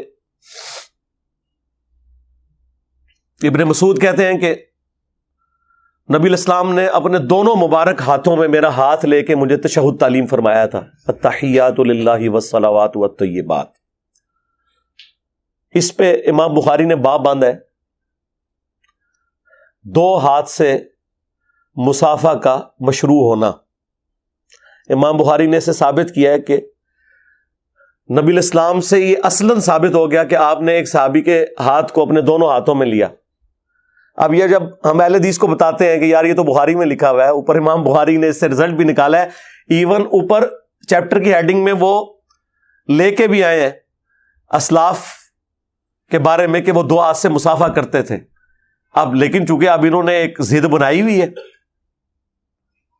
وہ کہتے ہیں یہ امام بخاری کا اپنا فہم ہے, ہم نہیں مانتے. تو پھر میں نے انہیں الادب المفرد سے یہ حدیث پیش کی تھی موقوفاً سلمہ ابن اکوا والی کہ یار یہ تو ثابت ہے. کہتے نہیں جی وہ ابن مسعود کا تو 1 ہاتھ تھا اور حضور کے 2 ہاتھ تھے. شرم کرو یار, تم امیجن کر سکتے ہو کہ اللہ کے نبی کسی کا ہاتھ پکڑیں اپنے دونوں ہاتھوں سے اور وہ اتنا متکبر ہو کہ اس نے دوسرا ہاتھ سائڈ پہ رکھا ہوا ہو؟ یہ ہو ہی نہیں سکتا. میرا ہاتھ کوئی 2 ہاتھوں سے پکڑ لینا. اب یہ تصویر کھنچواتے وقت میں ایک ہاتھ کندھے پہ رکھتا ہوں دائیں ہاتھ سے, میں تو کوئی اگر وہ دونوں ہاتھ پکڑے تو میں اس سے ایک ہاتھ چھڑواتا ہوں. میں کہتا ہوں نہیں یار میرے چونکہ اب 1 ہاتھ ہے تو یہ ایک پروٹوکول لگتا ہے کہ تم 1 ہاتھ سے ہی کرو, ورنہ تم میرے ہاتھ کو دونوں ہاتھوں سے پکڑو تو یہ میرے اندر تکبر ہے کہ میں دوسرا ہاتھ استعمال نہ کروں. تو میں پھر وہ دوسرا ہاتھ ہٹوا دیتا ہوں. ہاں جب کبھی آمنے سامنے ملاقات ہو میں 2 ہاتھ سے ہی سلام لیتا ہوں آخری درجے تک. یہ بھی تو تکبر ہے کہ ایک بندہ آپ سے 2 ہاتھ سے سلام لے رہا ہے اور آپ اس کے آگے 1 ہاتھ کر رہے ہیں. یعنی آپ کو تکبر نظر آتا؟ اصل چیز یہ ہے کہ تکبر کس چیز میں ہے. اگر کسی چیز میں اصلاً تکبر ہے نا, اس سے آپ نے بچنا ہے. ہو سکتا ہے آپ تعظیم میں نہ کھڑے ہوں, اس میں آپ کے اندر تکبر گھسا ہو. اگلے کو تو بچا رہے ہیں, خود اپنا بیڑا غرق کر رہے ہیں. ٹھیک ہے, آپ اپنی فکر کریں, اگلے کو چھوڑیں, اگلے نے اپنا فیصلہ خود کرنا ہے, وہ آپ نے نہیں کسی کا فیصلہ کرنا. یہ ذہن میں رکھیے گا. میں علماء کو کہتا ہوں زرق برق لباس نہ پہنے, لیکن میں نے اسپیسیفکلی کبھی کسی عالم دین کا نام لے کے یہ نہیں کہا کہ یہ ابو داؤد کی حدیث ہے جس نے دنیا میں شہرت کا لباس پہنا, اللہ تعالیٰ قیامت کے دن اسے ذلت کا لباس پہنائے گا. ہم یہ جنرل تو بات کریں گے, لیکن اسپیسیفکلی کسی کے اوپر فٹ کیسے کر دیں؟ ترغیب ہی دلا سکتے ہیں کہ ترمذی میں حدیث ہے جس نے دنیا میں استطاعت کے باوجود اچھا لباس ترک کر دیا اور سادہ لباس پہنا, اللہ تعالیٰ پبلکلی قیامت کے دن اسے جنتی حلہ پہنائے گا کہ اس نے میری وجہ سے دنیا میں سادگی اختیار کی تھی. تو ہم یہ ترغیب تو دلا سکتے ہیں, لیکن ہم لوگوں کو یہ تو نہیں کہہ سکتے کہ اگر کسی نے مہنگا لباس پہنا تو وہ اتار دے یا وہ تکبر کر رہا ہے. معاذ اللہ, ہم کیوں ایسے کسی کے بارے میں بدگمانی کریں؟ ترغیب دلائیں گے, اس کا اور اللہ کا معاملہ ہے. ہمارا کام صرف قرآن و سنت کی روشنی میں سچ بات, حق بات پہنچانا ہے. مانتا ہے مانے, نہیں مانتا نہ مانے. تو یہ بات شروع ہوئی تھی وہ تعظیم کے لیے کھڑے ہونے تو 2-4 باتیں جو میرے دماغ میں ہی میں نے کر دی تاکہ یہ فتنہ بھی دب جائے. خام خواہ ان چھوٹی چھوٹی چیزوں کو اس حوالے سے مصیبت بنایا ہوا ہے. یہ آپ نے اپلائی کرنا ہے نا اپنے اوپر کریں, کسی کے اوپر نہ اپلائی کروائیں. یعنی آپ اپنے لیے نہ کسی کو کھڑے ہونے دیں, لیکن کسی کو یہ کیوں کہتے ہیں کہ آپ فلاں فلاں کے لیے نہ کھڑے ہو؟ یہ کون سا دین ہے یار؟ اپنی طرف سے آپ نے اپنی خواہشات کو دین کا نام دیا ہوا ہے, یہ کام چھوڑ دیں. اور جو احادیث آپ پیش کرتے ہیں وہ بالکل ان کا کوئی لینا دینا نہیں ان معاملات کے ساتھ. وہ میں نے ساری احادیث خود ایکسپلین کر دی ہیں اور بارہا کر چکا ہوں, اور الحمدللہ میں اپنے اوپر عامل ہوں کہ میں اپنے استقبال کے لیے کسی کو کھڑا نہیں ہونے دیتا. الحمدللہ. صلوا علی محمد وآل محمد. اللہم صلی علی محمد وعلی آل محمد واصحاب محمد وازواج محمد اجمعین الی یوم الدین. میں ایسی مسجد میں نماز پڑھتا ہوں جس میں مسجد کے باہر قبلہ کی طرف پرانی قبریں ہیں, لیکن قبریں اور مسجد کے درمیان بڑی دیوار ہے. نماز درست ہے, 100% درست ہے, کوئی مسئلہ نہیں ہے, ستھرا ہو گیا نا. مسجد کے اندر بھی اگر قبر ہے نا, خدا نخواستہ زمانے جاہلیت کی بنی ہوئی, نماز بہرحال درست ہوگی اگر اس کے ارد گرد باؤنڈری بنی ہوئی ہے. البتہ اگر ڈائریکٹ سامنے آپ کے قبر ہے تو وہ صحیح مسلم حدیث ہے, نبی علیہ السلام نے قبروں کے رخ نماز پڑھنے سے منع فرمایا. بخاری مسلم میں تو آیا کہ قبر کے اوپر بھی نماز پڑھنے سے منع فرمایا, سامنے بھی ہو. البتہ اگر وہ باؤنڈری بن گئی ہوئی ہے, بعض اوقات وہ مزارات کے اوپر مسجدیں ہیں, پھر توسیع کے دوران ایسا ہو گیا ہوا ہے, اب ظاہر ہے کہ وہ اکھاڑنے سے بھی رہے تو ہو جائے گی. اور ثبوت اس کا یہ ہے کہ خانہ کعبہ شریف کے اس بلاک کے اندر کتنے سال تک, آلموسٹ آپ سمجھ لیں 20-22 سال تک, نبی علیہ السلام کی مبارک زندگی میں آپ دیکھ لیں, 13 سال مکی اور آلموسٹ 8 سال مدنی, 21 سال تک تو بت رہے ہیں نا فتح مکہ تک. اور نبی علیہ السلام اسی خانہ کعبہ کی طرف رخ کر کے نماز پڑھتے تھے, ایون مطاف کے اندر بھی. تو یہ تو نہیں کہ آپ بتوں کی طرف رخ کر کے نماز پڑھ رہے ہیں, بت تو اندر رکھے ہوئے تھے, وہ کعبے کی دیوار اس کا سترا بن جاتی تھی. تو اس طرح مزارات والا معاملہ اب ایک مجبوراً ایک چل رہا ہے. ویسے تو قبر نہیں ہونی چاہیے مسجد کے اندر, تو یہ تو باؤنڈری کے باہر ہے, اس کے لیے تو ویسا بھی کوئی مسئلہ نہیں. واقعہ کربلا کے بارے میں اصل حقائق ہم سے کیوں چھپائے جاتے ہیں؟ یار کربلا تو چھوٹی چیز ہے, توحید ہی آپ سے چھپائی گئی ہے جو اس کائنات کی پیدائش کا مقصد ہے. اگر اس کائنات میں کوئی چیز نہیں چھپائی جانی چاہیے تھی وہ توحید تھی. اسی لیے دیکھیں, توحید میں جس نے کرپشن کی ہے, جو شرک کے اندر مبتلا ہے, اس کی سزا ہمیشہ کی جہنم ہے. یہ اکثر لوگ پوچھتے بھی ہیں کہ جرم تو 60 سال کا, سزا ہمیشہ کی جہنم. بھائی اس لیے کہ یہ سزا جو ہے یہ جرم کی انٹینسٹی کی وجہ سے دی جا رہی ہے, نہ کہ اس وجہ سے کہ وہ کتنی دیر کے لیے کیا گیا. شرک اگر ایک دفعہ بھی کسی نے کیا اور بغیر توبہ کے مرا ہے, اس کے لیے ہمیشہ کی جہنم ہے, کیونکہ شرک سے بڑا کوئی گناہ نہیں ہے. لیکن توبہ اتنی بڑی چیز ہے کہ سورۃ الفرقان کی آیت نمبر 70 میں آیا ہے کہ اگر کوئی شخص شرک سے بھی توبہ کر لے, ہم اس کے گناہوں کو بھی نیکیوں سے بدل دیں گے. کتنی بڑی بات ہے. یہ اس صورت میں ہے کہ جب کوئی بغیر توبہ کے مرے تو ہمیشہ کی جہنم ہے. تو جب توحید کے اندر کرپشن لوگوں نے کر دی تو کربلا تو بہت چھوٹی چیز ہے اس کے مقابلے میں. تو اوورآل یہ وہی خرابیاں جو علماء یہود میں بھی رہیں. آج کل علماء حضرت امام حسین کے بارے میں غلط بیانی سے کیوں کام لیتے ہیں؟ ظاہر وہ صدیوں سے ایک گراوٹ چل رہی ہے نا. بہرحال اب رونے کی بجائے ہم لوگوں کو سچ بات بتائیں. ہم نے بتا دی ہے, دیکھ لیں. اب تو ماشاءاللہ دیوبند اور اہل حدیث کی مساجد میں بھی لکھا ہوتا ہے صحابہ اور اہل بیت کانفرنس. اہل بیت کا لفظ ہی اہل حدیث اور دیوبند کی عوام کو پتہ ہی نہیں تھا کہ اہل بیت بھی کوئی ٹرم ہوتی ہے. سمجھ آئی؟ جس طرح دنیا میں کئی ایسی گیمز ہیں جو اولمپکس میں کھیلی جاتی ہیں, عام بندوں کو تو کرکٹ, ہاکی اور اس طرح کی چیزوں کا پتہ ہے. وہ جب اولمپک کو دیکھتے ہیں کہتے ہیں اچھا یہ بھی گیم ہوندی ہے. اس طرح دیوبند اور اہل حدیث کو پتہ ہی نہیں تھا کہ اہل بیت بھی ہوندا ہے. دروشی پڑھتے سن اللہم صلی علی محمد وعلی آل محمد. تو اب دیکھیں ہمارے اس پلیٹ فارم کی برکت سے پہلے یہ عظمت صحابہ کانفرنس کرتے تھے. آپ پتہ کیا لکھا ہوتا ہے؟ عظمت صحابہ و اہل بیت کانفرنس. اگرچہ بیچ میں بیان جو ہے وہ ماموی ہوتا ہے, نہ صحابہ کی عظمت بیان ہوتی ہے نہ اہل بیت کی, یہ لالا بات ہے. لیکن یار پہلا سٹیپ تو میں نے طے کروایا, اور یہاں تو وابیوں نے اشتہار چھاپا نا, تو اس میں انہوں نے لکھا صحابہ و اہل بیت علیہم السلام. لاہور وہ لال رومال والے کا بھی نئی ویڈیو ہے, اس میں عمار ابن یاسر علیہ السلام نے کیا ہے. ہائے میں صدقے جاواں, ہائے ہائے, کل تک علی بھی علیہ السلام نہیں سی, آج عمار ابن یاسر بھی علیہ السلام. ٹھیک ہے, اور پھر بتا رہے اتنے فخر سے کہ نہیں ہم تو مانتے ہیں. واہ, چلو یار ہم نہیں آپ کو اس پہ ٹانٹ کرتے, آپ شروع سے ہی مانتے تھے, چلو اچھی بات ہے, ہم نے نہیں کوئی اصلاح کی. اگر آپ اس میں ہی خوش ہیں, بال اپنی نسبت رکھیں ان کے ساتھ. سجدہ صاحب کا طریقہ, اگر سجدہ صاحب رہ جائے تو سجدہ صاحب رہ گیا تو نماز ختم, نئی نماز آپ نے پڑھنی ہے.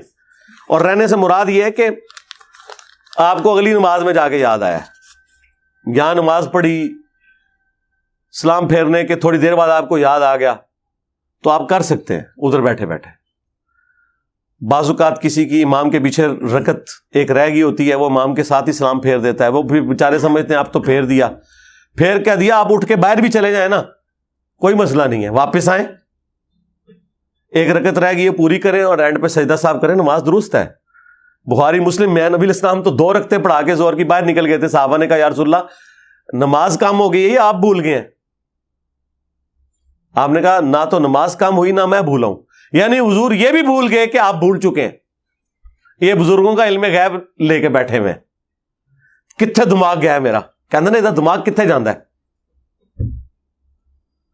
یہ رزلٹ سیدہ صاحب والی حدیث میں سے کبھی نہیں نکلتا تھا ان سے, کہ حضور یہ بھی بھول گئے کہ آپ نماز میں بھول گئے, بھولنا بھی بھول گئے. اس صحابی نے کہا یا رسول اللہ آپ نے 2 رکعتیں پڑھائی ہیں. آپ فرمائیے ٹھیک کہہ رہے ہیں, ان کا ہاں. پھر آپ واپس آئے, 2 اور پڑھی, سجدہ صاحب کیا اینڈ پہ, اور پھر آپ نے فرمایا میں بھی انسان ہوں, جس طرح تم بھولتے ہو بھول جاتا ہوں, جب میں بھول جاؤں تو مجھے یاد کروا دیا کرو. اور بخاری مسلم میں جو کثرت سے 2 طریقے آئے نا, وہ یہی ہیں کہ آخری سلام پھیرنے سے پہلے 2 سجدے کیے جائیں اور پھر دونوں طرف سلام پھیر دیا جائے. ایک یہ طریقہ, اور دوسرا یہ ہے کہ دونوں طرف سلام پھیر کے اینڈ پہ 2 سجدے کر لیے جائیں. ویسے تو 5 طریقے ہیں, وہ الگ سے میری ویڈیو آپ دیکھ لیں, تو جب آپ کو یاد آ جائے آپ اسی وقت کر لیں. لیکن اگر وہ نماز کا ٹائم ختم ہو چکا, اگلی نماز ہو چکی, تو اب ظاہر ہے وہ نماز تو پھر آپ کو دوبارہ ہی پڑھنی ہوگی. تو اس سے یہ عقائد ہر جگہ ساتھ ساتھ کلیئر ہوتے ہیں. اگلے دن ہم وہ سورۃ النمل پڑھ رہے تھے, میں نے پہلے بھی کئی دفعہ اپنے بھائیوں کو یہ بات بتائی کہ دیکھیں سورۃ النمل میں آتا ہے نا کہ ہدہد آ کے سلیمان علیہ السلام کے دربار میں جب وہ لیٹ پہنچتا ہے تو سلیمان علیہ السلام کہتے ہیں کہ یا تو میں اسے سزا دوں گا یا پھر میرے پاس کوئی ایسی خبر لے کر آئے کہ جو جسٹیفائی کرے کہ یہ کیوں لیٹ پہنچا ہے دربار میں. تو ہدہد کیا کہتا ہے کہ میں ایک ایسی خبر لے کے آئی ہوں, یہ لے کر آیا ہوں کہ جو اے سلیمان علیہ السلام آپ کے علم میں بھی نہیں ہے, کہ ایک عورت ہے جو حکمرانی کر رہی ہے اور وہ سورج کی پوجا کرتے ہیں, وہ اور اس کے ماننے والے, ملکہ بلقیس کے بارے میں. ہدہد کا یہ عقیدہ تھا کہ نبی کو علم غیب نہیں ہوتا جب تک اللہ تعالیٰ بتا نہ دے. اور دیکھیں کتنا گستاخ ہدہد تھا, اس نے سیدھا آگے کہا کہ سلیمان آپ کو بھی نہیں پتا.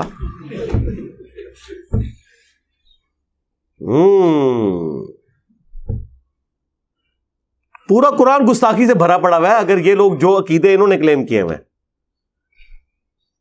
اور وہ گستاخی نقل ہوئی, سلیمان علیہ السلام نے نہیں کہا کہ تنو نہیں پتا منو علم غیب ہے, تو کہہ رہے منو نہیں پتا. انہوں نے کہا اچھا اگر یہ بات ایسی ہے میں اسے چیک کروں گا, میں تمہیں خط دے کے بھیجتا ہوں. خط کے ذریعے انہوں نے کنفرم کروایا تو یہ آپ دیکھیں، تھوڑی سی آپ عقل استعمال کریں تو انشاءاللہ رزلٹ نکلیں گے انشاءاللہ۔ اکثر اہل حدیث کی طرف سے سننے کو ملا ہے کہ آپ کا کہنا ہے کہ نبی الاسلام کی نسل مولا علی سے چلی، سیدہ فاطمہ کے ذریعے، تو نبی الاسلام کے باقی داماد کی اولاد نبی الاسلام کی نسل مبارک کیوں نہیں؟ وہ چلی نہیں نا جی، آگے جو کہہ رہا چلی ہے اسے کہ کسی کا دعویٰ نہیں ہے چلی ہے، سیدہ فاطمہ سلام اللہ علیہا سے ہی چلی، باقی تو آپ کی جو بیٹیاں ہیں ان کی اولاد آگے اس طرح نہیں چل سکی۔ اور اہل بیت میں صرف آل علی نہیں شامل ہیں، آل عقیل، آل جعفر، آل عباس بھی ہیں، بنو ہاشم سب کے سب اگر وہ اہل اسلام ہے تو وہ مومن اور اہل بیت ہی شمار ہوں گے۔ اگر آپ حضرت میر معاویہ رضی اللہ تعالیٰ کے خروج کو ناحق تسلیم کرتے ہیں اور ان کو صحابہ کرام کی شہادت کا ذمہ دار ٹھہراتے ہیں تو مولا علی علیہ السلام کے ساتھ میر معاویہ کے نام کے ساتھ رضی اللہ تعالیٰ عنہ کیوں بولتے ہیں؟ کیا یہ منافقت نہیں ہے؟ منافقت تو تب ہوگی نا کہ جب ہم اپنا سٹانس بدل لیں۔ سٹانس تو اپنی جگہ موجود ہے، رسپیکٹ اپنی جگہ موجود ہے۔ آپ اس کو یوں بھی سمجھیں، اگر میں احمد بریلوی صاحب کا یا شریف تھانوی صاحب کا نام احترام سے لیتا ہوں تو اس کا قطعاً یہ مقصد نہیں ہوگا کہ میں ان کے نظریات کے ساتھ بھی ایگری کرتا ہوں۔ ہیومن ڈگنیٹی میں آپ نے رسپیکٹ تو سب کو دینی ہے، اور جو لوگ صحابیت کی کیٹیگری میں فال کرتے ہیں ان کو رضی اللہ عنہ جو ہم کہتے ہیں وہ نبی الاسلام کی نسبت کی وجہ سے کہہ رہے ہوتے ہیں۔ آپ کوئی ایسی آیت حدیث لیں ہیں جس میں نبی الاسلام نے منع فرمایا ہو کہ میرے ساتھیوں میں سے جو کوئی غلط کام کرے تم نے اسے دعا نہیں دینی تو میں چھوڑ دوں گا۔ قرآن میں تو واضح آیا ہے کہ اہل ایمان کی نشانی ہے ربنا اغفر لنا ولاخواننا الذین سبقونا بالایمان، کہ وہ دعا کرتے ہیں اللہ ہمیں بھی بخش دے اور ہم سے پہلے جو ایمان کی حالت میں لوگ دنیا سے گئے انہیں بخش دے۔ تو یہ دعائیہ کلمات کے طور پر ہے، اس کا کوئی برا نہیں منانا چاہیے۔ آپ کو ہم پابند نہیں کرتے، ہم تو کسی بھی صحابی کے حق میں رضی اللہ عنہ علیہ السلام کہنے کو کوئی مشروع نہیں سمجھتے۔ مشروع تو صرف درود شریف پڑھنا ہے۔ تو جامع ترمذی میں حدیث ہے وہ شخص کنجوس ہے جس کے سامنے میرا ذکر ہو مجھ پر درود نہ پڑے، اللہم صلی علی محمد وعلی آل محمد۔ اور جامع ترمذی میں ہی ہے، فضل الصلاۃ علی النبی میں ہے، اور المستدرک للحاکم میں کہ اس کی ناک خاک آلود ہو، وہ برباد ہو جائے کہ جس کے سامنے میرا ذکر ہو اور مجھ پر درود نہ پڑے، اللہم صلی علی محمد وعلی آل محمد۔ ایک مجلس میں ایک دفعہ درود پڑھنا کافی ہے۔ تو یہ درود شریف ایک پروٹوکول ہے، اس لیے آپ دیکھیں گے حدیث کی کتابوں میں سینکڑوں احادیث ہیں جن میں صحابہ کے ناموں کے ساتھ امام بخاری امام مسلم نے رضی اللہ عنہ لکھے ہی نہیں ہے، جسٹ ان کو راویوں کے طور پر ان ابی ہریرہ قال قال رسول اللہ صلی اللہ علیہ وآلہ وسلم، کوئی رضی اللہ عنہ نہیں لکھا ہوا۔ بعض جگہ لکھا بھی ہے، میجورٹی جگہ پہ نہیں لکھا، ترجمے میں لوگوں نے لکھ دیا با۔ تو یہ تو نہیں کہ امام بخاری امام مسلم کوئی صحابہ کرام سے بغض رکھتے تھے، انہیں پتا تھا مشروع یہی ہے۔ اور صحابہ کرام ایک دوسرے کو رضی اللہ عنہ نہیں کہتے تھے، رحمہ اللہ کہتے تھے۔ جو سیدنا علی نے حضرت عمر کی میت کے اوپر خطبہ دیا تھا جو بخاری مسلم میں آیا ہے، تو اس میں کیا کہا تھا؟ رحمک اللہ، اللہ تجھ پہ رحم کرے عمر ابن خطاب۔ تو صحابہ کرام جب اپنے میں سے کسی فوت شدہ دوسرے صحابی کا ذکر کرتے تھے تو رحمہ اللہ۔ وہ عمر سیریز میں بھی انہوں نے ایک فلم آیا نا، جب حضرت عمر کا خط پہنچتا ہے جنگ یرموک کے دوران اور وہ خالد ابن ولید کو معزول کر کے ابو عبیدہ ابن جرح کو آرمی چیف لگاتے ہیں، تو وہ جب وہ خبر سنانے لگتے ہیں تو وہ ابو بکر رحمہ اللہ کہتے ہیں۔ ٹھیک ہے، اگر خاوند بیوی کو علیحدہ گھر لے کر نہیں دے سکتا اور ساس سسر ہر وقت بیوی کی بے عزتی کرتے ہیں اور بیٹا ماں باپ کو منع بھی نہیں کرتا، اسلام اس کے بارے میں کیا کہتا ہے؟ اللہ تعالیٰ ہدایت دے جی ایسے بیٹوں کو۔ اسلام نے جو کہنا ہے وہ تو کہہ دیا ہے نا کہ آپ نے ڈیو رسپیکٹ دینی ہے۔ اسلام تو کہہ چکا ہے، عمل ہی نہیں نہ کر رہے، عمل نہیں کر رہے، آخرت میں عذاب بھگتیں گے، اور کیا ہے جی؟ یہی اسلام کہتا ہے۔ اگر آپ نے کسی کا حق مارا ہے کسی کو تکلیف دی ہے. بخاری مسلم میں نبی الاسلام نے کہا کہ میں اپنے بعد سب سے بڑی آزمائش تم مردوں کے لیے تمہاری عورتیں چھوڑ کے جا رہا ہوں. اللہ تعالیٰ نے انہیں تمہارے لیے حق مہر کے عوض حلال کیا ہے, ان کے حقوق کی تم نے پاسداری کرنی ہے. تو حضور تو اپنا حق ادا کر گئے ہیں, ظاہر ہے وہ بتا کے گئے ہیں. تو اس طرح کے جو معاملات ہیں وہ تو ہم پھر لوگوں کو ایجوکیٹ کرتے رہتے ہیں نا. یہ ماں باپ کے چکر میں اپنی بیویوں سے بھی لوگ ہاتھ دھو بیٹھتے ہیں. زیادہ تر تو ایسا ہی ہوتا ہے کہ زیادتی ماں باپ کے اینڈ پہ ہی ہو رہی ہوتی ہے. یہ خالی جذباتی جملے ہیں جی, کہ جی میں نے اپنی بہو کو بیٹیوں کی طرح رکھا ہوا ہے. کون رکھتا ہے یار بیٹیوں کی طرح؟ آج تک کسی عورت نے اپنے محلے کی عورتوں کو اکٹھا کر کے کبھی یہ کہا ہے کہ یہ میری بیٹی دیکھو, یہ چھٹی والے دن پورا دن ہی سوئی رہتی ہے, یہ 11 بجے سو کے اٹھتی ہے؟ نہیں. یہ ساری باتیں بہو کے بارے میں وہ کہتی ہوئی نظر آئے گی کہ دیکھو یہ تو اٹھتی 10 بجے ہے. اپنی بیٹی کے لیے کبھی ایسے کہے گی وہ عورت؟ نہیں. تو یہ جذباتی جملے. اس لیے میں صرف سمجھانے کے لیے ایک بات کرتا ہوں, یہ یاد رکھیں, جس طرح ایک مرد کی جنت ماں کے قدموں کے نیچے ہے نا, ایک ساس عورت کی جنت اس کی بہو کے قدموں کے نیچے ہے. یہ بھاری جملہ ہے لیکن اس کے اوپر ذرا توجہ کیجئے گا. یہ ساسیں بھی اپنی جنت کما سکتی ہیں اگر ان اپنی بہوؤں کو بیٹیوں کا درجہ دے, اور بیٹے نے جو جنت کمانی ہے وہ تو آخرت میں ملنی ہے, ساس نے جو جنت کمانی ہے وہ دنیا میں مل جانی ہے. جو ساس سسر وقت سے پہلے ریٹائر ہو کے اپنی بہوؤں کو ڈرائیونگ سیٹ پہ بٹھا دیتے ہیں نا اور اپنے معاملات ان کے سپرد کر دیتے ہیں, جناب یاشی کی زندگی گزارتے ہیں. انہیں ٹائم پہ استری ہوئے ہوئے کپڑے بھی ملتے ہیں, کھانا بھی ملتا ہے. ریٹائرڈ ہو جاؤ نا کچن سے بھی, ہر معاملے سے, بس چپ کر کے یار یوٹیوب حافظہ اللہ 1000 سال کی بھی زندگی ہو آپ تو گزاری جا سکتی ہے. اللہ کا کتنا بڑا یہ فضل ہے یوٹیوب. اگر یہ یوٹیوب نہ ہوتی تو یہ بوڑھوں کے جو گلے شکوے ہیں یہ کبھی ختم نہ ہوتے جو پہلے تھے, کہ میرے پوتے نہیں مجھے ملتے, میری پوتیاں نہیں ملتی, سلام نہیں کرتے, کیونکہ پورے دن میں ان کے پاس کوئی ایکٹیویٹی نہیں ہوتی تھی نا. اور آج پوتے پوتیاں چلے بھی جائیں نا تو وہ کہتے ہیں آخری کس چل رہی ڈرامے دی, بعد ہی چاہیے. ہاں, اور پازیٹیولی بھی آپ پروگرام اتنے ماشاءاللہ مذہبی پروگرام بھی آپ دیکھیں. میں کہتا ہوں جی بڑھاپا گزارنا, ریٹائرمنٹ کے بعد کی زندگی گزارنا آسان کر دی ہے سوشل میڈیا نے ماشاءاللہ تعالی. اور رسول پر کھڑے ہو کر نبی الاسلام سے مانگنا کیسا ہے؟ کوئی ثابت نہیں ہے. روضہ رسول پہ کھڑے ہو کر اللہ تعالیٰ سے مانگنا ہے آپ نے. قبر رسول کی حاضری, قبر رسول سے مانگنا, اس پہ تفصیلی ویڈیو میری دیکھ لیں. کسی کا وسیلہ دینا یعنی دعا میں کہنا کہ اپنے نبی اور علی اور فاطمہ کے صدقے سے عطا کر. دیکھیں یہ کوئی شرک تو نہیں ہے. سلف میں وسیلہ اور توسل میں یہ والا جو پورشن ہے اس میں اختلاف ہے. باقی تو 5 وسیلے بالکل جائز ہیں. اللہ کے اسماء کا وسیلہ, نیک اعمال کا وسیلہ,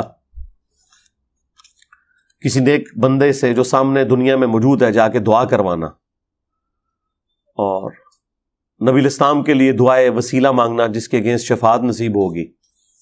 یہ وہ سارے وسیلے. نبی الاسلام کے تبرکات کو شفا کا ذریعہ بنانا, اس پہ میری کئی ایک ویڈیوز ہیں. لیکن یہ جو کسی شخصیت کا اس حوالے سے پیش کرنا, اس کے اوپر کوئی مضبوط روایت نہیں ہے. وسیلے کے نام پر دھوکہ, میری ایک ویڈیو دیکھ لیں جس میں نے بتایا ہمیں وسیلے سے ایسا کوئی اختلاف نہیں ہے. اگرچہ ہم اپنے حق میں اسے اس طریقے سے جائز نہیں سمجھتے, لیکن اس پہ شرعی فتویٰ کوئی نہیں لگاتے اگر کوئی اس طرح کا وسیلہ پیش کرے. اصل ہمارا اختلاف یہ ہے کہ آپ نے اللہ کے سوا کسی سے دعا نہیں کرنی. بس ہمارا عقیدہ تو سیدنا عمر نے بتا دیا صحیح بخاری میں, انا کنا نتوسل الیک بنبینا, اے اللہ پہلے ہم تیرے نبی کے وسیلے سے تیری طرف متوجہ ہوتے تھے, اب ان کے چچا کو لے کے آئے. یعنی حضرت عمر نے بتا دیا کہ وسیلے کا مطلب یہ ہوتا ہے کہ آپ نے جو بندہ دنیا میں موجود ہے اس سے دعا کروانی. تو آج رسول اللہ دنیا میں موجود ہوں, ہم اپنی ساری حاجات آپ کے سامنے پیش کریں گے. ذہن میں رکھیے گا. صحابی کی پنڈلی ٹوٹی, صحیح بخاری میں آتا ہے, نبی الاسلام نے مبارک ہاتھ پھیرا, وہ صحیح ہوگی.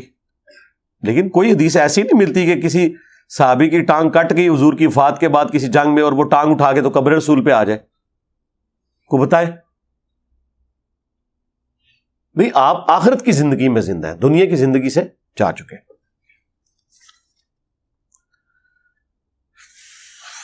مجھے کافی دن سے ایسے لگتا ہے کہ میرے پاس سے کوئی چیز یا کوئی سایہ گزر رہا ہے اور میرے پورے جسم پر کالے داغ بھی ہیں. برائے کرم مجھے اس سے متعلق بتا دیں. آپ میرے بھائی کسی عامل سے جو قرآن و سنت کی روشنی میں علاج کرتا ہو, ہمارے ایک بڑے اچھے ایک بزرگ ہیں اقبال سلفی صاحب, اہل حدیث مکتب سے تعلق رکھتے ہیں, اور پہلے وہ راجہ بازار ان کا سیٹ اپ تھا, آج کل PWD میں ہے اسلام آباد ہائی وے پہ. آپ یوٹیوب پہ یا گوگل میں جا کے لکھیں گے ان کی ویڈیوز بھی رکھی ہوئی ہیں, ان کے موبائل نمبر بھی شیئر ہیں, وہ باقاعدہ علاج کرتے ہیں. تو آپ کسی عامل سے جا کے علاج کروا لیں انشاءاللہ. صحیح بخاری میں 1127 کے تحت لوگ کہتے ہیں کہ حضرت علی نے آپ علیہ السلام کا حکم نہیں مانا اور تہجد کی نماز نہیں پڑھی. اور یار یہ میں اس کے اوپر ویڈیو ریکارڈ کروا چکا ہوں, مولا علی سے متعلق 5 جھوٹ, وہ آپ دیکھ لیں. یہ اس طرح نہیں تھا جس طرح آپ پیش کر رہے ہیں, تفصیل میں نے اس میں بیان کر دی ہے. قرآن کے مطابق مردار حرام ہے تو پھر ہم مچھلی کیوں کھاتے ہیں؟ مچھلی وہ اس مردار کی کیٹیگری میں فال نہیں کرتی نا. مردار یعنی جو ایسا جانور ہے جو اس خشکی کے اوپر رہتا ہے اور اس کا ذبیحہ کر کے خون نکالنا ضروری ہے, اس کیٹیگری میں فال کرتی ہے جو چیز, وہ آتی ہے. مچھلی کے بارے میں نہیں. مچھلی کے بارے میں قرآن میں واضح آ گیا کہ اللہ تعالیٰ نے جو سمندری یہ جانور ہیں یہ آپ کے لیے حلال کر دیے ہیں. انہیں نہ تو آپ نے ذبح کرنا ہوتا ہے کیونکہ ان کے اندر تو وہ خون والا معاملہ ہوتا ہی نہیں ہے نا, وہ تو گلپھڑوں سے سانس لیتے ہیں. تو مچھلی والی ایک ایکسیپشن ہے. میں نے ایک رجسٹری کروانی ہے جس کا ٹیکس 1 کروڑ روپیہ بنتا ہے. ہمارے ملک میں ٹیکس ٹھیک جگہ پر کم ہی لگتا ہے. رجسٹری کرنے والے کہتے ہیں کہ 50 لاکھ ہمیں دو. تو بھائی آپ سے وہ غلط کام کروا رہے ہیں, مجھے کیوں گھسیٹ رہے ہیں؟ یہ غلط ہے جی, بالکل غلط ہے. ہر بندے نے یہی سوچا ہوا ہے جی فلاں چیز فلاں جگہ نہیں لگتی ہے. ٹھیک ہے جی, آپ پھر کریں کہ وہ جتنے وہ پیسہ بنتا ہے نا جا کے عیدی ویلفیئر والوں کو دے دیں, ٹھیک ہے, اور باقی کام بھی ادھر سے کروا لیں تاکہ پتہ چلے نا مسئلہ تو آڈے اینڈ سے ہے کہ کسی اور اینڈ سے ہے. اور یہ میں نے پھکی کے لیے گورنمنٹ کی فیس تو آپ نے دینی ہے جی. اور یہ ٹیکس والی جتنی حدیثیں فٹ کرتے ہیں نا, وہ ظالم بادشاہوں کے ساتھ اسے لیٹ کرتے ہیں. وہ ہم بھی کہتے ہیں کہ ناجائز ٹیکسز تو بہت زیادہ لگ چکے ہیں. البتہ کچھ ٹیکسز تو ضروری ہیں. اس کی وجہ ہے کہ وہ ہم نے اب زکوٰۃ کا نظام جب تک اسٹیبلش نہیں ہوتا, مال غنیمت کا, بیت المال کا, تو آلٹرنیٹو تو ہم نے بھی ریسورسز کیے ہوئے ہیں. یہ امام مسجدوں کو جو ہم تنخواہیں دے رہے ہیں مدرسے چلانے کے لیے, پہلے تو یہ بھی حکومتیں دیتی تھی, تو آج ہم کیوں لوگوں سے کیوں جمع کر کے دے رہے ہیں؟ یہ نہیں ٹیکس نظر آتا مولویوں کو جو اکٹھا کرتے ہیں. وہ کہتے ہیں نہیں جب گورنمنٹ نظام نہیں چلا پا رہی تو ہم اس طریقے سے کر رہے ہیں. بالکل اس طریقے سے.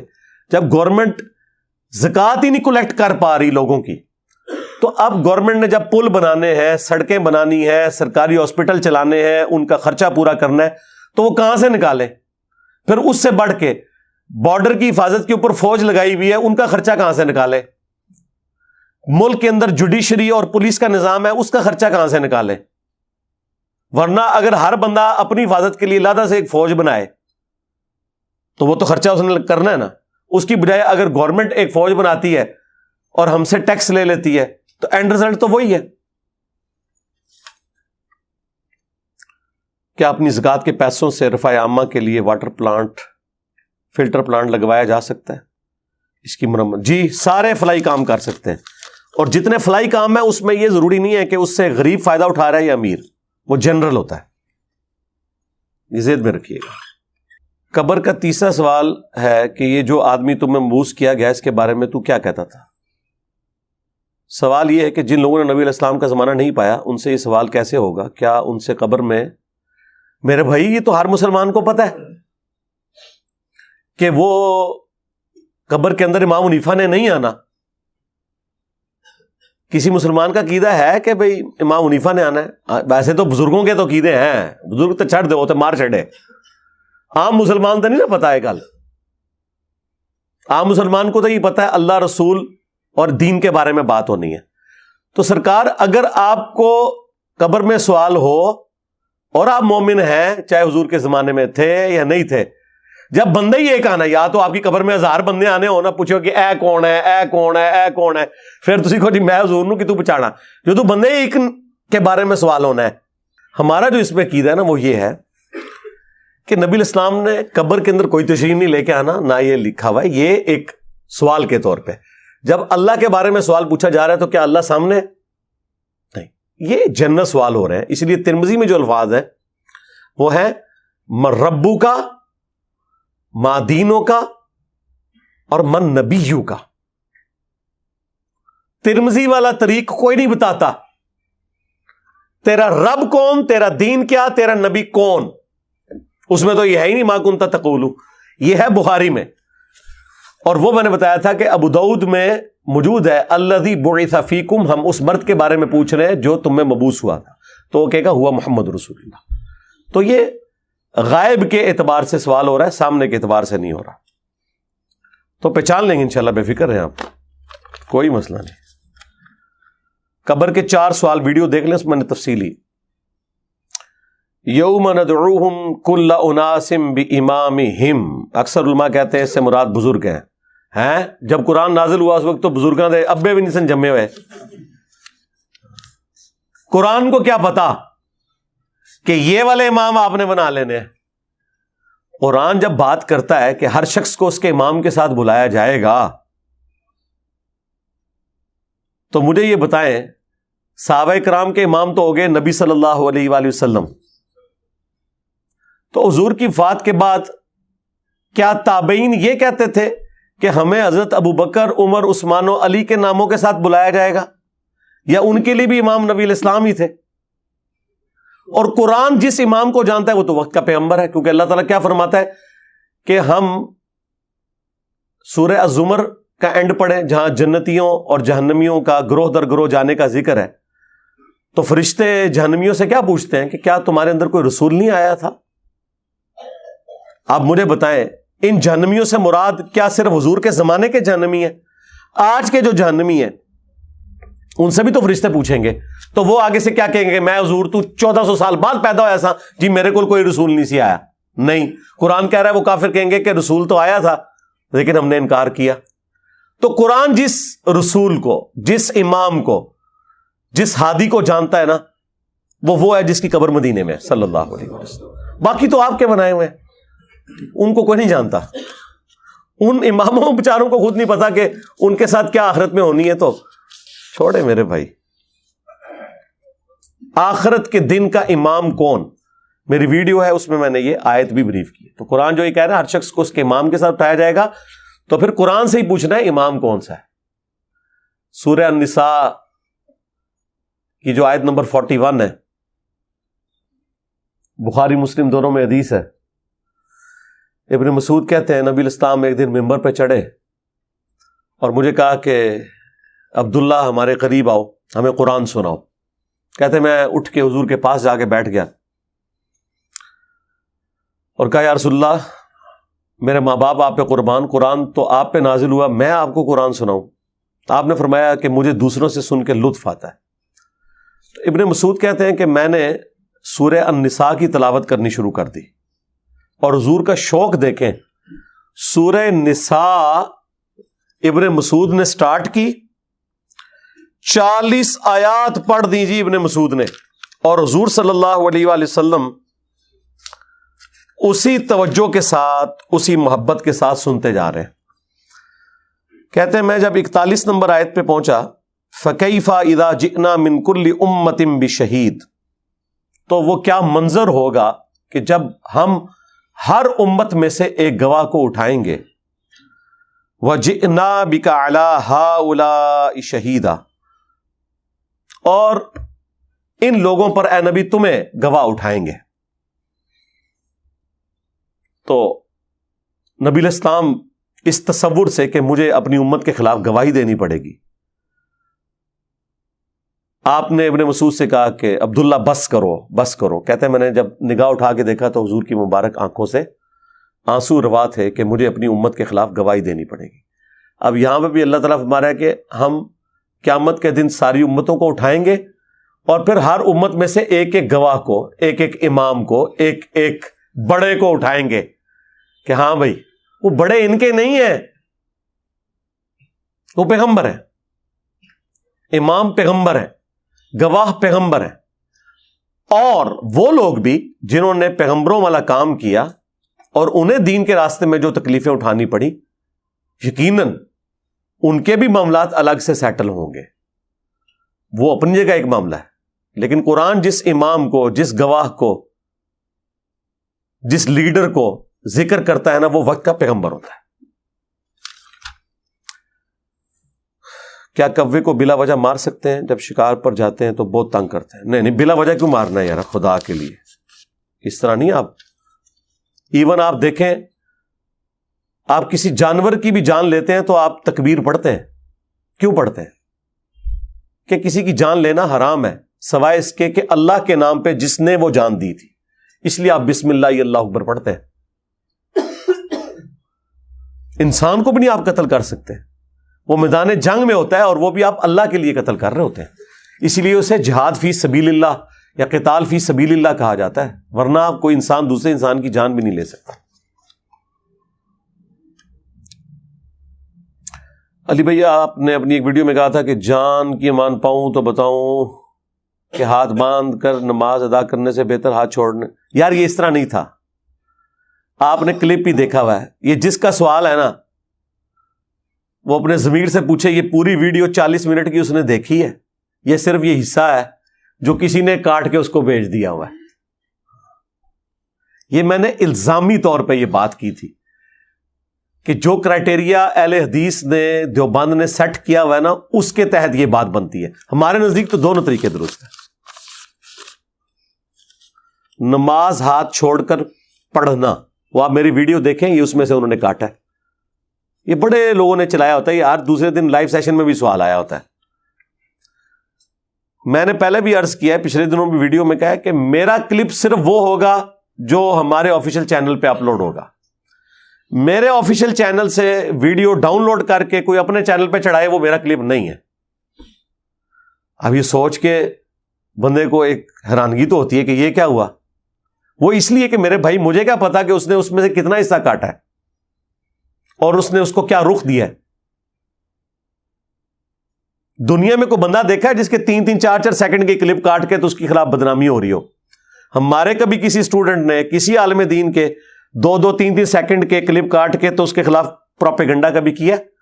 پوری ان کی بابوں کی سٹوریاں وہ میمز کے اندر داخل کر کے بتاتے ہیں کہ یہاں سے شروع ہوئی تھی، یہاں ختم ہوئی تھی.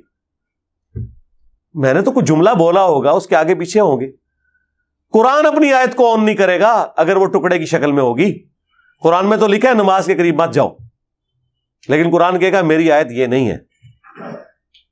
آپ کہیں نہیں میں نے خود پڑھی ہے، وہ کہے گا بے شک لکھی ہوئی ہے میرے اندر یہ کہ میری آیت نہیں، کیونکہ میں نے اس لیے تو یہ فرمایا نہیں تھا. میں نے تو کہا تھا لا تقربوا الصلاۃ وانتم سکارا. جب تک پوری آیت نہیں کرو گے وہ میری آیت نہیں ہوگی، چاہے وہ میری آیت کا ٹکڑا بھی ہو. ہاں، کہ نماز کے قریب مت جاؤ جب تم نشے کی حالت میں ہو. تو میرا کلپ بھی وہ ہوگا جو پورا میرا کلپ ہوگا، یہ بیچ میں سے نہیں. مجھے شروع سے لوگ سمجھاتے تھے، ابھی بھی سمجھاتے ہیں. میرا شروع سے یہ سٹانس تھا. مجھے خوب پتا ہوتا ہے کہ میں نے اپنی ویڈیو میں کون سا ایسا جملہ بولا ہے کہ جو اگلے بندے کو لڑ جائے گا جا کے، یا اس جملے کو مس یوز کیا جا سکتا ہے، یا یہ جملہ ایسا ہے کہ شرعی طور پہ تو اس پہ کوئی گرفت نہیں ہے، لیکن مولویوں کے ہاتھ میں یہ ہتھیار آ جائے گا میرے خلاف. میں نے کبھی نہیں اسے کاٹا جان بوجھ کے، کیونکہ یہ جتنی چینج ہے نا وہ آئی انہی جملوں کی وجہ سے. سادہ سادہ باتیں تو سارے لوگ کر رہے تھے، ہم نے آگے کیا کیا ہے. وہ بڑی اچھی اس دن انہوں نے ایک مثال دی. جنید سلیم صاحب کا وہ کل رات کو ویلاگ اپلوڈ ہوا، وہ تو کہہ رہے تھے کہ باقی لوگوں نے تو آگے پانی میں پتھر پھینکا نا تو ارتاش ہوئی نا, انجینئر صاحب نے پہاڑ لے آگے سٹ دیتا ہے. واقعی پتھر سے تو ارتاش پیدا ہوتی ہے نا, میں نے پہاڑ پھینکا ہے, ارتاش نہیں پیدا ہوئی, پانی خشک ہو گیا ہوتا تھا. ہاں, اسلامی ریاست میں اگر غیر شرعی کام ہو رہے ہوں تو پھر رعایا کی کیا ذمہ داری ہے؟ اسلامی ریاست تو کوئی بھی نہیں ہے اس وقت دنیا میں, مسلمان ریاستیں ہیں. رعایا کی ذمہ داری کیا ہے؟ خاموشی اختیار کرے؟ نہیں, بالکل نہیں, خاموشی کو اختیار کرے گی. وہ اپنی زبان کے ذریعے جہاد کریں گے جس طرح ہم کر رہے ہیں. آرمڈ کنفلکٹ نہیں کر سکتے جب تک کہ حالات و واقعات فیوریبل نہ ہو. حضرت حسین ابن علی نے اس لیے اس وقت کیا کہ وہ ایک مبارک دور تھا, آپ کو یہ امید تھی کہ ہزاروں عاشقان رسول ایسے موجود ہیں جو میرا ساتھ دیں گے, لیکن پریکٹیکلی نہیں ہوا. تو آج تو ویسے ہی بھول جائیں آپ. حضرت ابو ہریرہ سے متعلق روشنی ڈالیں جن میں حضرت عمر نے انہیں کوڑے مارنے کا حکم دیا تھا. اور نہیں یار, کوڑے چھوڑے مارنے والی کوئی بات نہیں ہے. وہ صرف جب انہوں نے بحرین کا گورنر بنا کے بھیجا تھا تو واپسی پہ ان سے وہ بھیڑ بکریاں ان کی لے لی تھی. اس پہ میری تفصیلی ویڈیو ریکارڈ ہو چکی بھی ہے, یوٹیوب پہ اپلوڈڈ ہے, وہ آپ دیکھ لیں. حضرت ابو ہریرہ اور حضرت عمر کا اختلاف, اس میں حضرت عمر کو ہم صحیح نہیں سمجھتے, ان سے زیادتی ہوئی حضرت ابو ہریرہ کے حق میں اپنے ڈسپلن کی سختی کی وجہ سے. باقی حضرت ابو ہریرہ کو وہ سکھ اور صدوق سمجھتے تھے, وہ بھی میں نے مثالیں اس میں دی ہیں. انشورنس کمپنیوں کی شرعی حیثیت کیا ہے سود کے زمرے میں؟ جی, انشورنس کمپنیاں جو سودی بینکوں کے لیے کام کر رہی ہیں سب سودی ہے ظاہر ہے, سوائے ان کے جو اسلامک بینک کے لیے کام کریں. ان کا جو طریقہ ہے تکافل والا, اس کو آپ دیکھیں. ہنسنے کے متعلق آپ نے کہا تھا کہ زیادہ ہنسنے سے متعلق کوئی حدیث موجود نہیں ہے. اور یار یہ میں نے اس کے اوپر کلیریفیکیشن دے دی ہے نا, پچھلے دنوں 2-3 ویڈیوز میں دے چکا ہوں. وہ ایک جنرل ذکر کے دوران وہ پھر کلپ بڑا وائرل ہو گیا, وہ باپا جانی سے متعلق تھا, تو میں نے اس پہ کلیریفیکیشن دے دی تھی. دیکھیں, اسلام میں مذاق اڑانا منع ہے. نبی الاسلام سے زیادہ کوئی مزاح فرمانے والا نہیں تھا, اور آپ سے زیادہ ہنس مکھ کوئی نہیں تھا. وہ والا ہنسنا جو دل کو مردہ کرتا ہے, وہ تو حدیث موجود ہے ترمذی میں بھی, ابن ماجہ میں بھی. صحت میں بھی کلام ہے, بعض کے نزدیک صحیح ہے. ایک آدھ روایت ایسی ہے جو حسن درجے کو پہنچتی ہے, وہ ٹھیک ہے. پریکٹیکلی بھی میں تو خیر قرآن میں بھی آیا کہ تنبیہ کے طور پر کہ کم ہنسنا چاہیے انسان کو. بخاری میں حدیث ہے کہ جو کچھ میں جانتا ہوں تم جانتے ہوتے تو بہت کم ہنستے زیادہ روتے. اسلام کو یہ پسندیدہ نہیں ہے کہ کوئی ٹھٹا مذاق کرے. اس کانٹیکسٹ میں میں نے یہ بات کی تھی کہ اس سے کوئی یہ رزلٹ نہ نکالے کہ مذاق کرنا یا ہنسنا منع ہے. ہنسنا منع نہیں ہے, ضرورت سے زیادہ ہنسنا جو ہے نا وہ منع ہے. تو باقی وہ کلیریفیکیشن میری ویڈیو میں آ چکی ہوئی ہے, وہ حدیث کو تم کے حوالے سے نہیں تھی ڈسکشن. امام کے ساتھ جماعت کی دوسری, تیسری اور چوتھی رکعت میں شامل ہونے کا طریقہ بتا دیں. امام کے ساتھ شامل ہونے کا طریقہ ویڈیو میں دیکھ لیں, میں نے ریکارڈ کروایا ہے. اور سب سے بڑی بات ہے, جس طرح لوگ شامل ہو رہے ہیں نا اسی طرح ہی شامل ہونا ہے, اس میں کوئی اختلاف نہیں ہے, ٹھیک چل رہے ہیں سارے. سیدنا امام حسین کے کربلا کے ساتھی عباس کا تعارف بیان کرتے ہیں. میرے بھائی گوگل پہ جا کے لکھیں عباس, آپ چھوڑ دیں, ابھی تو ہم صحابہ کرام کے تعارف نہیں مکمل بیان کر سکے, تو اس کے لیے آپ جو اس طرح کی جو بایوگرافیز ہیں ان کے لیے کتابوں کو کنسلٹ کریں. ہم تو ہمارا میجر جو فوکس ہے وہ قرآن و سنت کی تعلیمات کے اوپر ہے. ہمارے پاس ایک پلاٹ ہے جو کافی عرصے سے ویسے ہی پڑا ہوا ہے, جس سے کوئی آمدن نہیں, اور ایک دکان ہے جو رینٹ پہ ہے. جو رینٹ والی ہے اس کا رینٹ اگر آپ کھا رہے ہیں ساتھ ساتھ تو کوئی زکوٰۃ نہیں ہے, اور اگر آپ کے پاس جمع پونجی ہو جاتی ہے 85 گرام گولڈ یعنی 7.5 تولے سے زیادہ, پھر آپ دیں گے. وہ پلاٹ جو ہے نا, اگر آپ کا زرعی زمین ہے نا جس پہ اگایا جاتا ہے, پھر تو اس پہ کوئی زکوٰۃ نہیں ہے اگر آپ اگا نہیں رہے. اور اگر ویسے پلاٹ ہے, کمرشل پلاٹ جس طرح ہوتے ہیں بیچنے کی غرض سے ایسٹ کے طور پہ, پھر آپ اس کی مارکیٹ ویلیو لگا کے تو اس کی زکوٰۃ نکالیں گے. اگر اس کی قیمت 7.5 تولے سونا سے زیادہ بنتی ہے تو یا اوورال آپ کے سارے ایسٹ ملا کے؟ بخاری کی حدیث جو ابو طلحہ والی ہے اس سے ختم پڑھنا کھانے پر ثابت ہو جاتا ہے. وہ ختم کہاں سے پڑھا یہ نا؟ نبی علیہ السلام نے دعائے برکت کی ہے بس، دیٹس آل. آپ پتہ نہیں کون سے سلسلہ عالیہ، قادریہ، چشتیہ، نقشبندیہ کتنے لکھے ہیں وہ بخاری وچ. پھر حضور نے لعاب دہن بھی ڈالا تھا اپنا، آپ کے دعا کی برکت تھی، لعاب دہن کی برکت تھی. ٹھیک ہے، تھوک بھی پواؤ بزرگاں دے دیو ختم.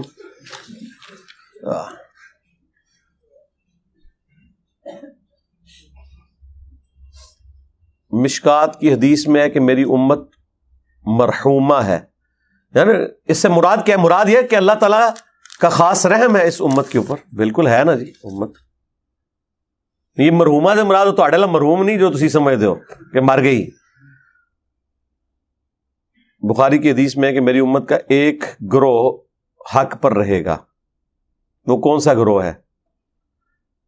اس حدیث میں حضرت معاویہ کا گروہ بتایا گیا ہے. نہیں، اس میں تو کوئی نہیں لکھا ہوا. اللہ کے بندو کہاں لکھا ہوا ہے؟ اس میں تو لکھا ہوا ہے، اس حدیث پہ تو امام بخاری نے باب باندھا ہے ہوا اہل العلم. اس سے مراد اہل علم ہے، وہ قیامت تک حق پہ رہے گا. اہل علم ہے.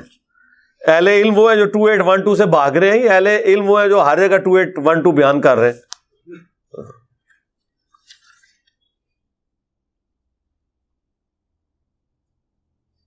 مشکات میں ہے کہ جو میت کو کندھا دے وہ وضو کرے. اس طرح کی جتنی حدیثیں ہیں نا، یہ سب کے سب سرکمسٹانسز کے اوپر ہیں. کچھ منسوخ ہیں اور کچھ سرکمسٹانسز کے اعتبار سے ہیں. بخاری میں بھی آیا ہے کہ آپ نے جو شخص غسل دیتا ہے اس کے بعد خود غسل کرے. ظاہر ہے وہ یہ نہیں ہے کہ اس کے اوپر کوئی غسل جنابت فرض ہو گیا. مراد یہ ہے کہ جب آپ کسی کو غسل دے رہے ہیں تو آپ کے جسم پہ تو چھینٹے پڑیں گے نا، کیونکہ مردے کو جب غسل دیا جاتا ہے بعض کا اس کا استنجا وغیرہ اسے کرانا ہوتا ہے، وہ سارے گندگی والے چھینٹے آپ کے اوپر پڑتے ہیں. وہ اس پوائنٹ آف ویو سے بات کی جاتی ہے. وہ غسل واجب نہیں ہو جاتا. اگر صرف آپ اپنی ٹانگیں یا وہ حصہ دھو لیں جس کے اوپر چھینٹے پڑے ہیں تو کافی ہے. سب کا اتفاق ہے اس میں. خواتین کو اپنے سر بال سنبھال کر رکھنے چاہیے، قیامت کے دن سوال ہوگا. نہیں، کوئی ایسی بات نہیں ہے. جو کاٹ دیے ہوئے وہ مر گئے، اب ان کا کیا تعلق ہے؟ بہرحال یہ ہے کہ وہ کہیں کوئی استعمال بھی کر لیتے ہیں نا جادو ٹونے کے لیے، تو اس لیے کہا جاتا ہے کہ آپ اس کو طریقے سے کسی جگہ ڈسپوز آف کریں. تو ٹھیک ہے، وہ مختلف جگہ حکومت نے وہ جگہ ایسی بنائی ہیں جہاں جا کے آپ اپنا گھر کا گاربیج وغیرہ پھینکتے ہیں، بس اسی میں وہ بھی جا کے پھینکتے ہیں. اس میں کیا مسئلہ ہے؟ وہ ڈمپ کرنا گورنمنٹ کی ذمہ داری ہے. جب انسان مر جاتا ہے تو اس کے ساتھ اٹیچ شیطان اور جنات بھی مر جاتے ہیں یا دنیا ہی میں رہتے ہیں؟ واللہ عالم، جی ہمیں نہیں پتا. ان کی بہرحال اپنی ڈیوٹی پوری ہو گئی، اب وہ اللہ کو پتا ہے کہ ان سے آگے کیا کام لینا چاہیے. کیا کربلا میں سب اہل بیت شہید ہوئے تھے؟ بعض کہتے ہیں کہ 3 لوگ بچ گئے تھے. نہیں، سارے تو نہیں. ظاہر ہے امام زین العابدین تو بچ گئے تھے نا، اور بھی چند ایک لوگ تھے، تبھی تو اہل البیت کی نسل آگے چلی ہے نا جی. چلتے ہوئے کاروبار میں زکوٰۃ کیسے شمار کی جائے گی جبکہ بڑے پیمانے پر ادھار لینا بھی اور دینا بھی روزانہ کی بنیاد پہ ہوتا ہے؟ تو بس اس میں جتنا آپ کا راس المال لگا ہوا ہے نا، ایکوٹی جتنی آپ کی لگی ہوئی ہے اس کو تو آپ کیلکولیٹ کریں نا، اس کی آپ زکوٰۃ دیں گے. ادھار کی تو نہیں ہوگی نا، جو آپ نے مال لگایا ہوا ہے.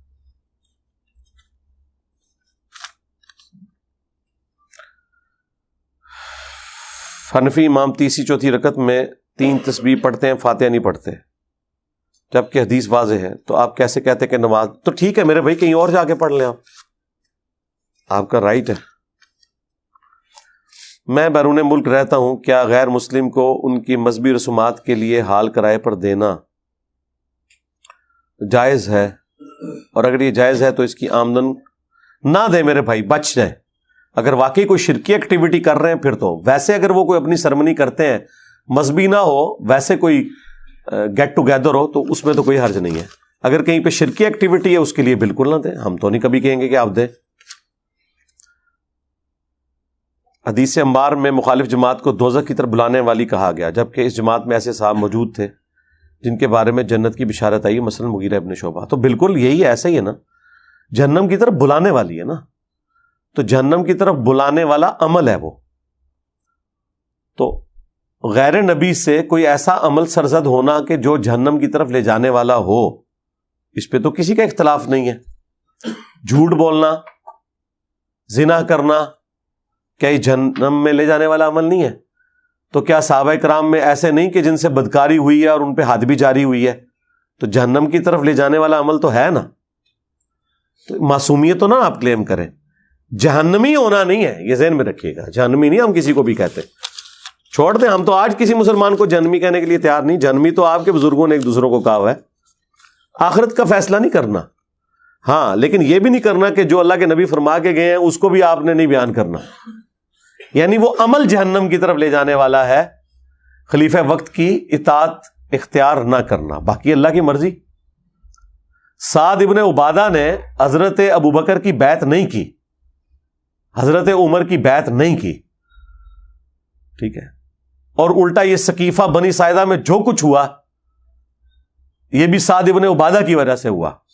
نہ وہاں پہ وہ انصار مدینہ اکٹھے ہوتے اور نہ حضرت ابوبکر عمر وہاں جاتے اور حضرت ابوبکر کی بیعت اس طریقے سے فوراً ہو جاتی. اور آج تک سنی شیعہ دو فرقے بنے ہوئے ہیں. اس طریقے سے بیعت ہونی نہیں تھی.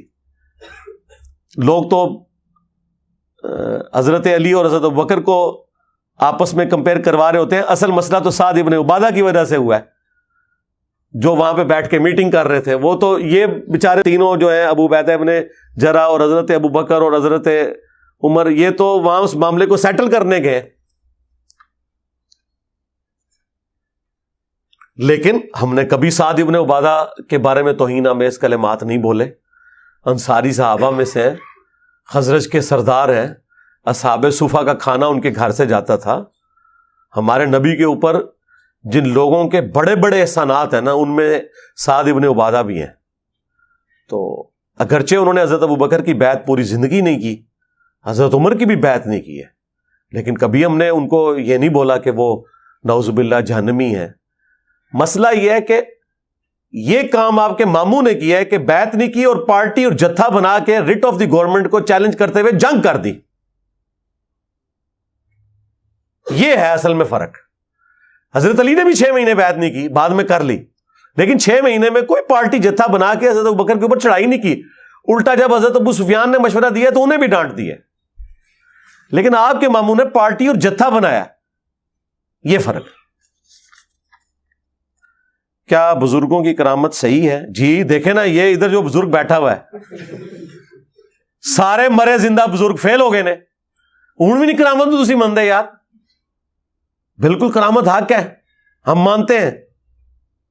حضرت امام حنیفہ ایک رکعت میں قرآن مجید پڑھ لیتے تھے. یہ آپ نے غلط لکھا ہے، ایک ٹانگ پہ کھڑے ہو کے پڑھتے تھے، جس طرح بگلا کھڑا ہوتا ہے. جھوٹ ہے یار. ایک رات میں پورا قرآن پڑھنا، میری تفصیلی ویڈیو آ چکی 50 منٹ کی، میں نے سب کچھ پوسٹ مارٹم کیا. اکثر لوگ آپ کے بارے میں یہ کہتے ہیں کہ آپ کے پاس کوئی ڈگری نہیں. یار اب پرانی گل کو نوی گل کرو.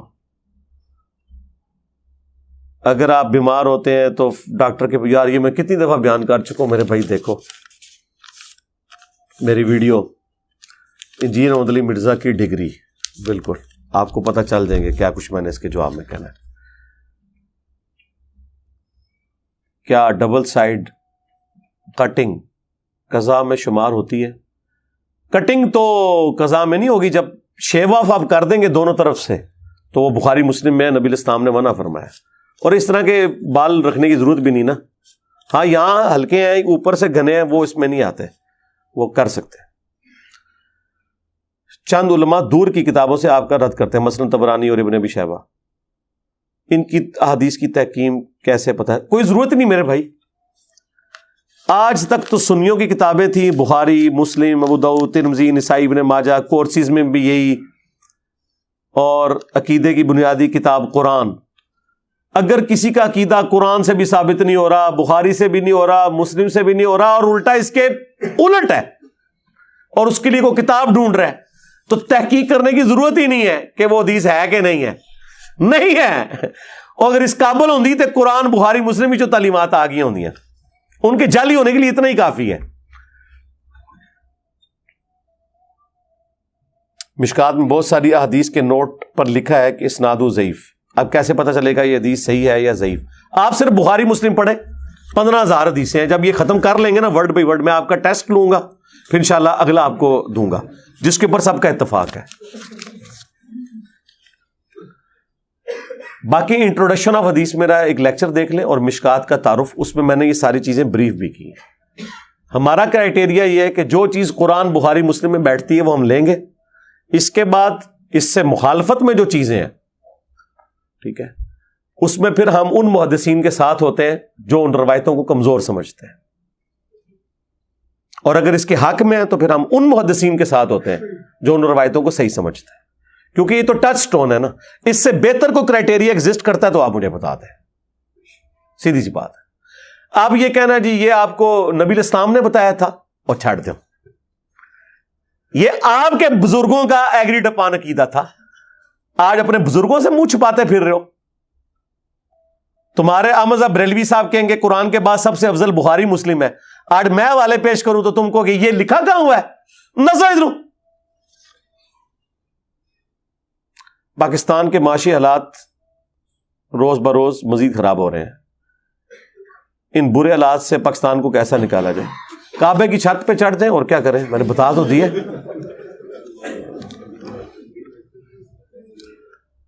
ہمارے زیادہ تر شعبے میں رشوت ہے,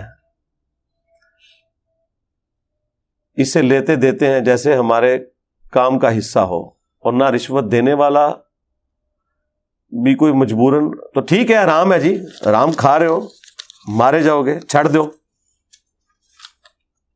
اسی طرح ہی ہوتا ہے, شروع میں ہی فیل ہوتا ہے نا, جب بندہ روٹین میں لیتا ہے تو ان کو پتہ ہی نہیں ہوتا, کسی نے کمیشن نام رکھا ہوا ہے, ایسے ایسے سوفسٹیکیٹڈ نام ان کے رکھے ہوئے ہیں, بندہ کہتا ہے کہ یار وہ پھر عادی ہو جاتا ہے.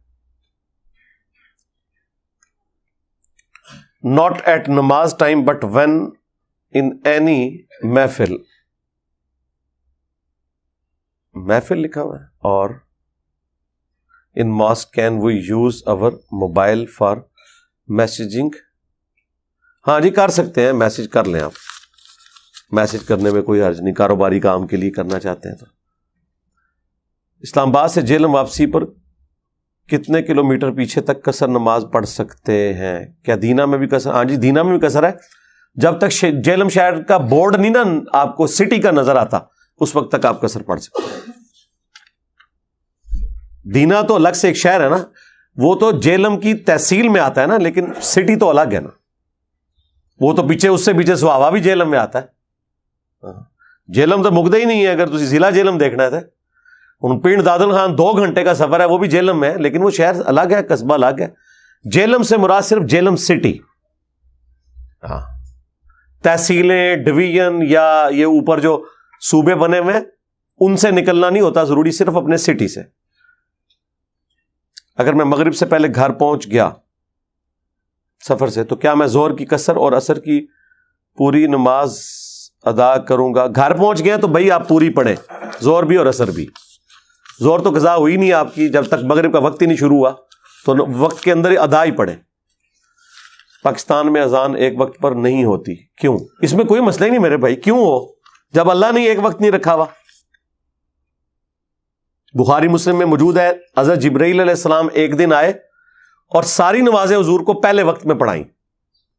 فجر سٹارٹ کے وقت, ظہر سٹارٹ کے وقت, عصر سٹارٹ کے وقت, مغرب سٹارٹ کے وقت اور عشاء سٹارٹ کے وقت. اگلے دن آئے تو آخری وقت میں آ کے وہی نمازیں پڑھائیں, اور پھر فرمایا کہ آپ کی امت کے لیے ان 2 ایکسٹریمز کے دوران آپ کے پاس ٹائم ہے, جس وقت چاہے آپ نماز پڑھ سکتے ہیں. جب ظہر کا وقت آلموسٹ آج کل 12 بجے سے لے کر 3:15 بجے تک رہتا ہے, تو بھائی میری مرضی 12:15 میں اذان دوں یا 2:45 بجے اذان دوں. جب اللہ نے مجھے یہ پوری ٹالرنس دی ہوئی ہے تو جس وقت میں چاہوں اذان دے کے نماز مسجد میں قائم کر سکتا ہوں.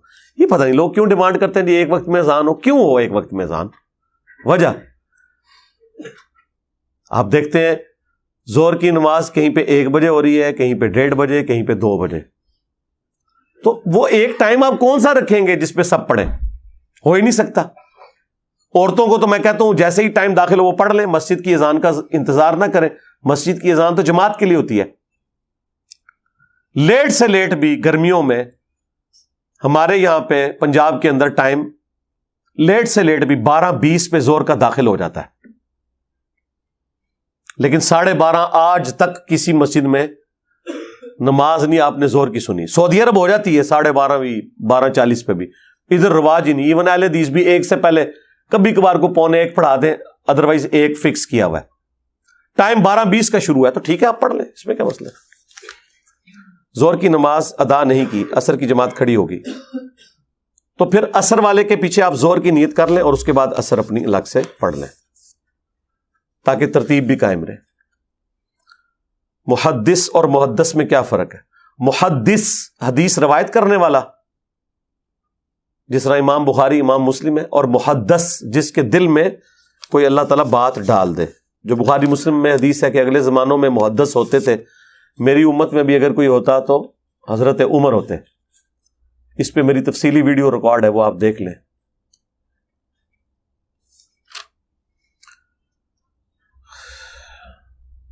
کیا نماز ہو جاتی ہے کہ جب کمرہ میں گھر والوں کی تصویریں ہوں، شرٹ پر کسی پرندے چرندے کی تصویر ہو؟ اور چھوٹی موٹی تصویروں سے کوئی مسئلہ نہیں ہے، نماز پڑھتے ہوئے سامنے آپ کی کوئی تصویر نہیں ہونی چاہیے، باقی شرٹ کے اوپر چھوٹی موٹی تصویروں سے کوئی نہیں ہے۔ علی بھائی، کیا الٹی کپڑوں پر لگنے سے کپڑے ناپاک ہو جاتے ہیں؟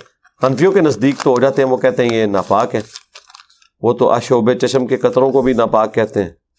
بہرحال یہ ان کا اپنا ہی ایک قیاس ہی کیا ہوا ہے، ہمیں تو اس کے اوپر کوئی دلیل نہیں ملی ہے۔ باقی ظاہراً وہ ناپاک نہ بھی ہو تب بھی ایک کراہت والی چیز تو ہے نا، تو اس کو آپ دھو ضرور لیں، لیکن ظاہر ہے وہ پیشاب کی طرح تو ناپاک نہیں ہوگی۔ سراقہ ابن مالک کون تھے؟ یہ وہی بخاری میں آتا ہے جو نبی الاسلام کے پیچھے جاسوس بن کے آئے تھے، آپ کی دعا کی برکت سے اس کا گھوڑا دھنس گیا، بعد میں مسلمان بھی ہو گیا تھا۔ فارس کے بادشاہ کا لباس کیوں پہنایا گیا؟ بس ایک پروٹوکول کے طور پہ ہوا تھا، وہ ان کو کوئی ڈونیٹ نہیں کر دیا تھا، نہ پرماننٹلی ان کا ایک حصہ تھا، وہ پیش گوئی پوری کر دی۔ بہن کے لے پالک بیٹے سے میں ڈسکشن کر رہا تھا تو انہوں نے مجھے مذہبی گفتگو کرنے سے بھی منع کر دیا اور گھر سے نکال دیا، اب میں کیا کروں؟ بیٹے کو نکال دیا، باپ کو نکال دیا؟ یہ تو مجھے سوال ہی نہیں سمجھ آئی۔ بہن کے لے پالک بیٹے سے میں ڈسکشن کر رہا تھا تو انہوں نے مجھے مذہبی اور گھر سے نکال دیا، یعنی اپنے گھر سے نکال دیا۔ ٹھیک ہے تو آپ نکل جائیں، اس میں کیا مسئلہ؟ ہمیں لوگوں نے مسجد سے نکال دیے تو نکل آئے ہیں، بس ٹھیک ہے، آپ نے اپنا حق پورا کر دیا، ٹھیک ہے۔ کچھ عرصے بعد جب ان کا غصہ ٹھنڈا ہو تو آپ انہیں افطار پہ بلائیں، ان سے کہیں جی اس دن کوئی بات میری بری لگی ہے تو میں معذرت کر لیتا ہوں، تو ٹھیک ہے، دنیا میں معروف طریقے سے ان کے ساتھ وقت گزاریں۔ جب کبھی کوئی ان کے انٹرسٹ کی بات ہو، دین کے حوالے سے وہ کرنا چاہیں تو پھر آپ اپنا دودھ شریف بیچ میں ضرور فرائی کریں، آگے پیچھے زبردستی فرائی کرنے کی کوشش نہ کریں۔ نہیں جی، میں نے اتنی تکلیف کے باوجود یہ آپ کا سارا تھدا ختم کر دیا، ماشاءاللہ۔ کوئی پرچی ایسی جو آگے آپ نے بھیجی ہو اور میں نے نہ پڑھی ہو، اگر کسی کی ایسی پرچی ہے تو مجھے بتائیں، کسی کی پرچی ایسی جو میں نے نہ پڑھی ہو۔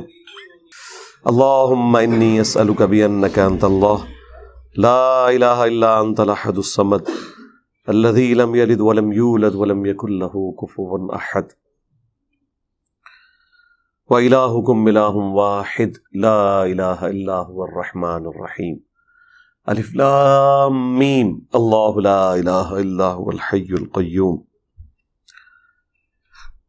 اللہم صلی علی محمد وعلی آل محمد رب ارحمہم کما ربیانی صغیرا ربنا هب لنا من ازواجنا وذریاتنا قرۃ اعین واجعلنا للمتقین اماما ربنا لا تؤاخذنا ان نسینا واخطأنا ربنا ولا تحمل علينا إصرا كما حملته على الذين من قبلنا ربنا ولا تحملنا ما لا طاقة لنا به واعف عنا واغفر لنا وارحمنا أنت مولانا فانصرنا على القوم الكافرين اللهم اغفر لحينا وميتنا وشاهدنا وغائبنا وصغيرنا وكبيرنا وذكرنا وأنثانا اللهم من أحييته منا فأحيه على الإسلام ومن توفيته منا فتوفه على الإيمان۔ اے اللہ جن جن بھلائیوں کا سوال تیرے محبوب علیہ السلام نے تجھ سے کیا، ہمارے حق میں، ہمارے ماں باپ کے حق میں، ہمارے بیوی بچوں کے حق میں، پوری امت کے حق میں قبول منظور فرما۔ جن جن چیزوں کے شر سے تیرے محبوب علیہ السلام نے تیری پناہ طلب کی، تمام مسلمانوں کو ان چیزوں کے شر سے اپنی پناہ عطا فرما۔ اے اللہ ہماری، ہمارے ماں باپ کی اور پوری امت کی، ہمارے بیوی بچوں کی تمام دینی، دنیاوی، جسمانی، روحانی، ظاہری پریشانیاں، تکلیف، مصیبتیں، دکھ، بیماریاں، دشواریاں دور فرما۔ اے اللہ پورے عالم اسلام کی خیر فرما، خصوص بالخصوص انڈیا میں، کشمیر میں، فلسطین میں، چائنا میں، افغانستان میں، یمن میں، شام میں، عراق میں، جہاں کے مسلمان تکلیف میں، اے اللہ غیب سے عزت، آبرو، جان و مال کی ان کی حفاظت فرما۔ حاضرین کے دلوں میں جو جو نیک اور جائز دعائیں ہیں قبول فرما۔ حاضرین کے جتنے بھی چھوٹے رشتہ دار بیمار ہیں، بڑے رشتہ دار بیمار ہیں، فوت ہو چکے ہیں، اے اللہ تمام کی مغفرت فرما، بیماروں کو شفا عطا فرما۔ صلی اللہ علی النبی الکریم وعلی آلہ واصحابہ اجمعین الی یوم الدین، آمین۔